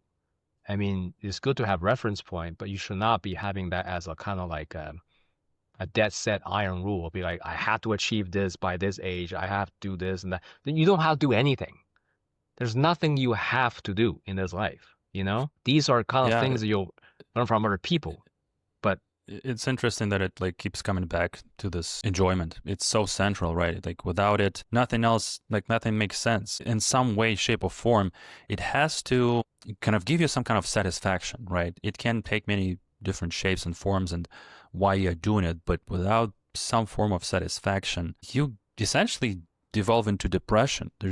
Because depression to me is essentially not seeing anything worth your while. right. But that's an illusion. Like that, It's not true. that can't, yeah, it can't possibly be that, because as we just discussed, there's plenty of things to be involved in, plenty of reasons to do so. You just get to consciously decide and engage with it. It's not that it's like a given. It's not that the meaning and the reason is given to you. You find your own way, but that's kind of the gift. And even if choosing is an illusion, the enjoyment is a choice, isn't it? Yeah, this is why I mentioned this before. This is why I know this sounds almost kind of like villainous or wrong, but like I kind of understand Cypher from The Matrix, Like, he chose the blue pill. Basically, it's like, sometimes a good steak is a good steak, man. It's like, Yep. you know? So that's a good villain, because you understand him. He's not making these choices Yeah. arbitrarily. He's like, yeah, I'm just sick and tired of this He reality, thought bro. through this thing. I'm Yeah. sick and tired. I want to enjoy the good steak, okay? So screw Yeah. these Especially guys. if it's just your experience and you can't differentiate, wouldn't you rather pick the choose that is enjoyable to you, right? I mean, it's such a conundrum, because Yeah, on one side you have this moral dilemma, and the fact that essentially the whole thing brings up the topic of what do you consider real. And that can be I think that's going to have to be a rabbit hole for a whole separate episode. because Keep going bigger and bigger, man. Jesus Christ. because I mean, yeah, like now we're on to what is real, which is, the foundation of everything, what reality is and what can be considered real and versus not. Yeah, I have a good bit of things that I'd like to talk about that point for sure. There's lots of stuff. Like, this is my favorite thing to inquire into, the reality of things. Yeah, but then the dilemma of that choice, right? If you have the choice, okay, do you follow that idea of a reality that you think the red pill can give you, or do you go and chase after what you already know is kind of an illusion, right? But again, that's a Yeah, belief. what would make you choose what? So here Cypher is dealing with the nature of suffering and pleasure, right? It's like a lot of everything that we're talking about always devolves toward the two polarities that rule the human life, right? Yeah. Suffering and pleasure. He wants to escape suffering and have pleasure of, of the senses, of the sensual life, of the good stuff. What else is there, right? So how can you fault him for choosing what it will give him what he wants, right? The cost of it, that's where the question becomes, right? He has to betray his team, his people, the whole of humanity, essentially. He has to give up the whole of real remaining humans to the machines.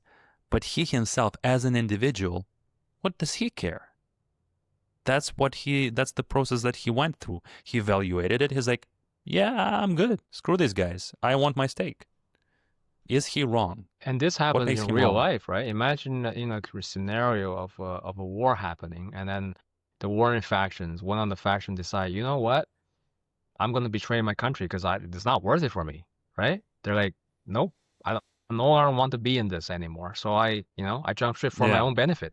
That means you got to betray your own people, you give intelligence or whatever. It happens all the time, right? During war, this right. happens because people apply these pressures to individuals and sometimes they break, right? They're like, no, I no longer want to be in this anymore. It's not I worth it for me. think that kind of gets determined by how strongly you are embedded in that other bigger thing or community or Yeah. society, right? Do you believe That's in what the it mission? Do you believe in the do you really cause, right? associate yourself and identify yourself with that whole country? Because if you consider that fight essentially to be your personal fight, like you associate yourself with the country and with the society so much that you don't see any separation, then yeah, you would die for it.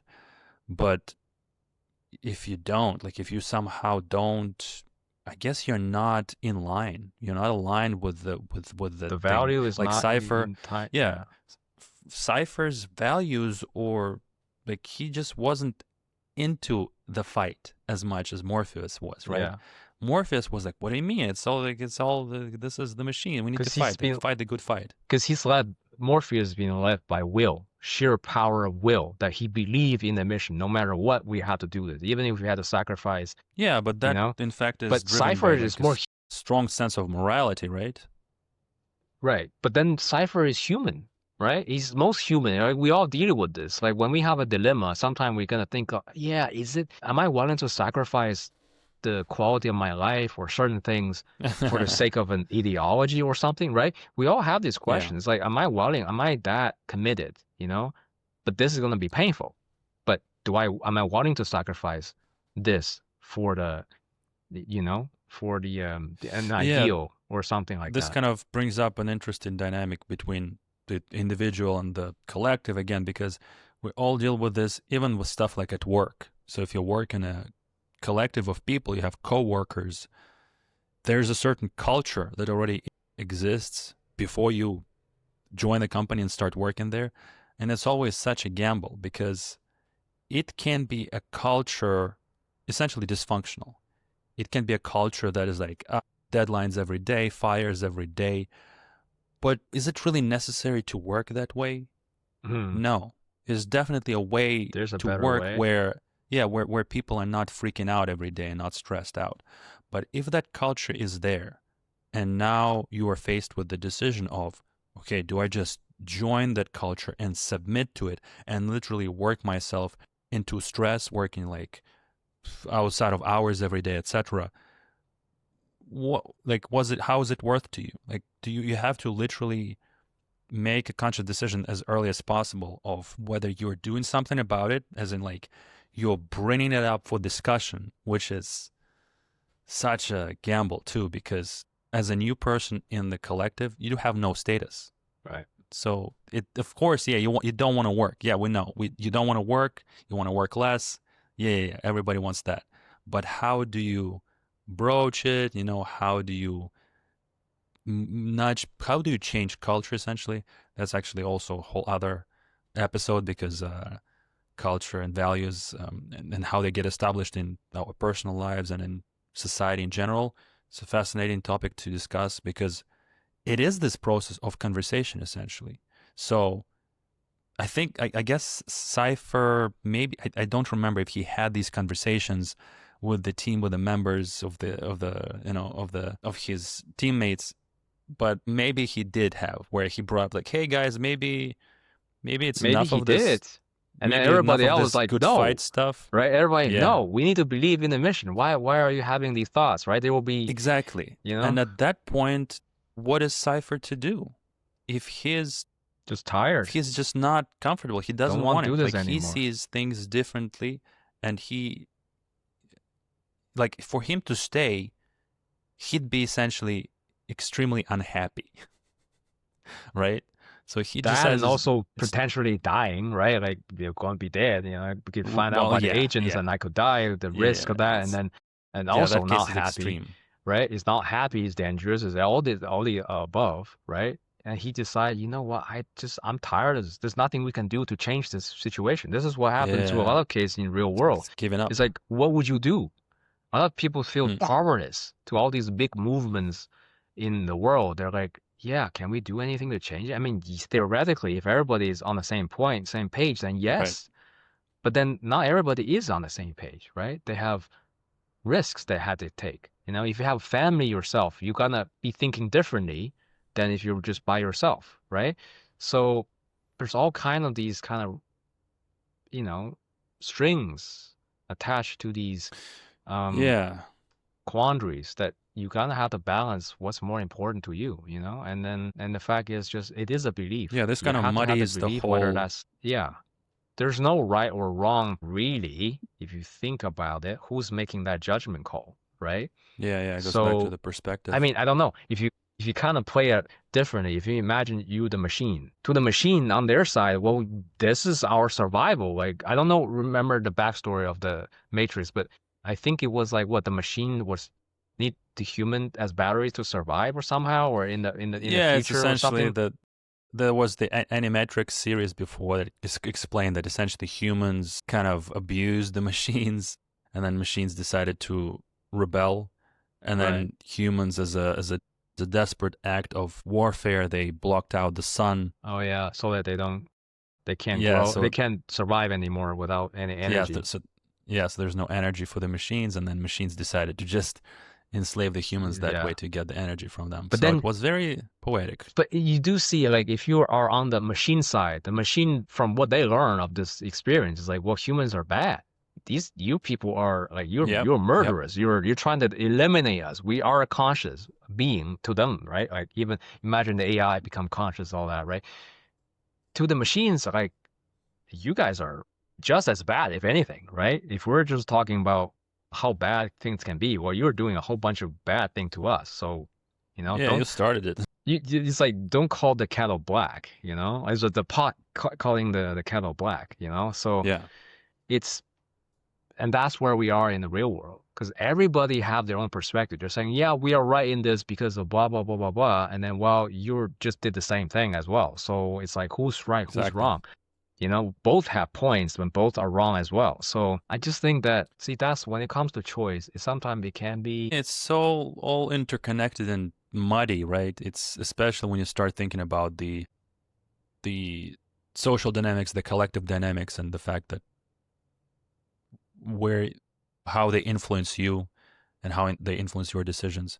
Because definitely the society you live in, I think this is why I like kind of not being engaged with society that much. Sometimes it's Because just so complicated, right? Like, it's to engage not in only that. complicated, but essentially you don't have you have less opportunities to be yourself, because you have to abide by society's rules. And imagine if you are in this club and in that club and in this level of government, there are rules and structures and culture that you can't, like it, you have to adjust to it. It will not adjust to you. I don't like that. I think that's not fun. But but I still think it's definitely a balancing act, right? Because certainly, what happens to the psychology of, say, authoritarian dictators and what have you, is sometimes that person in power, it gets into their head that they are gods or whatever, right? Right. Because when you lose sense of who you are or where you are or how you're supposed, you lose that because everybody is just sweet talking you. Everybody think that, oh, you're the number one, Right. you're the chosen one or whatever. But over time, get a warped sense of not just yourself, but of what's ahead of you or what you're supposed to do, you know? So there's also danger of a person able to do whatever he likes. This is why in religious texts there's so man. It's the downfall of man. That's the idea that you need some kind of regulation. You know, so this is why it's such a not a black and white thing. It's gray because certainly society has benefit for us, but at other times society can also be a detriment to us because of it limits our personal growth. So it's really that's why it's a hard balance. But I think at least from one person's perspective, the making choices, at least one metric is kind of like what we discussed.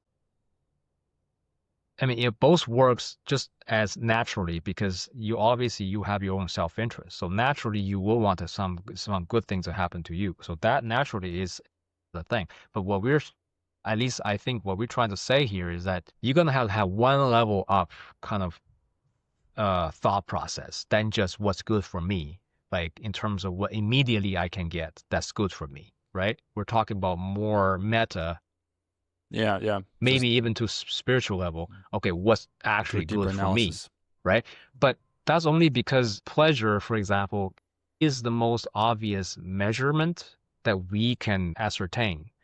Because, like we said before, life can be just arbitrary. It can be anything you define, right? If we posit the fact that life is what you make of it, then it matters how you structure that yourself. And one of the most obvious kind of point of heuristic is you can realize what's pleasurable and what's painful, right? That's the most, as a creature, that's the most simple thing you can identify. Because why do people have depression, for example? It's like, well, because like we're saying, right?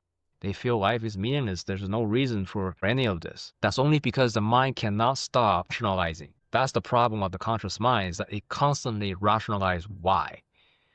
So it's imperfect, but at least have some more joy in your life. Kind of maybe it distracts your logical mind from just trying to contextualize and rationalize everything. Essentially, yes. I think it will prevent you from, when you go into this rationalization mode, essentially you're not living and enjoying life. Yeah. It's true that people who are happy and who are enjoying and who are having a good life, they don't spend that much time deliberating all these things. They already figured it out. They already found the thing that makes them happy. And essentially, it's all about that. The happiness, there's definitely a component of not, when you're happy, you're not asking that many questions anymore. So maybe. So, like I was saying, there are some of these questions that are so huge and difficult to answer, such as geopolitics, right? Like what's going on in the real world right now, right? Nobody has the answer. I mean, it's like every answer is kind of right and wrong at the same time, and nobody has the right one, and nobody can figure out what's the best until it's kind of sorted itself out. So we can't really answer those questions, right? It Right. involves so many people, society, and countries, and what have you. I know that's not it's kind of disappointing answer, I guess, but what you can do is you only know yourself. That's the most you can know. So you can only do the best you can for yourself in that sense, right? Of just figuring out what's actually best for you And not just the immediate, like I said, not just the immediate pleasure, but ultimately for your life. What does that mean for you? Yeah. You know? Long-term well-being. So yeah, this kind of opens a good amount of topics that I think will continue in that direction the next times, because it's all going into finding the way to be happy, to be joyful, to live a good life, which involves, being in harmony, being wise about all of it. But yeah, for today, I think we can wrap it up here. It's been more than 3 hours, I think, at this point. Yeah. And yeah, it was a good exploration of the paradox of Of choice. choice. As you can And see, there's so it, much that comes into it, eh? I mean, it can be as difficult if you kind of make it difficult. Because the thing is, there's also overthinking too, And when you over kind of analyze, right, that could be an issue as well, right? Because it can't just be very simple. If you have the right direction for yourself, the right directive of how you want to treat your life and making choices in that context, then it can be a simple thing. Just choose and then find out what happens, right? That's how I Yeah. try to do it. But obviously, if you want to drill down like the actual choice, okay, what does that mean ultimately, and all that? Well, it can be difficult to answer because it's such a big, but at least practically speaking, I think at least how I perceive it, I think we arrive at the idea that you kind of have to balance it out Yeah. by just experiment as much as you can by making different choices. But Yeah. Pay attention to what works. yeah, but also basically think about it, but also don't think too much about it. It's like there's that right balance It's to always about how the you balance. can enjoy your life by doing that. Because you will have a better time for all the choices that you make if you kind of make that as your kind of modus operandi. Otherwise you'll be fussing around for all the little things, and that's not, it's not worth it. So just chill. All I'm saying is you gotta chill sometime, Yeah. right? Arriving at just chill. Okay. Good stuff. We'll talk more deeply in the Oh, it's next gonna one. get way too deep, man. It keeps getting deeper and deeper. So Oh yeah, man. just brace yourself. That's what happened when I Until talk to you, then, man. Every time it just get deeper yes. and crazier. Yeah. But I'm looking So forward to it. stay crispy until the next one.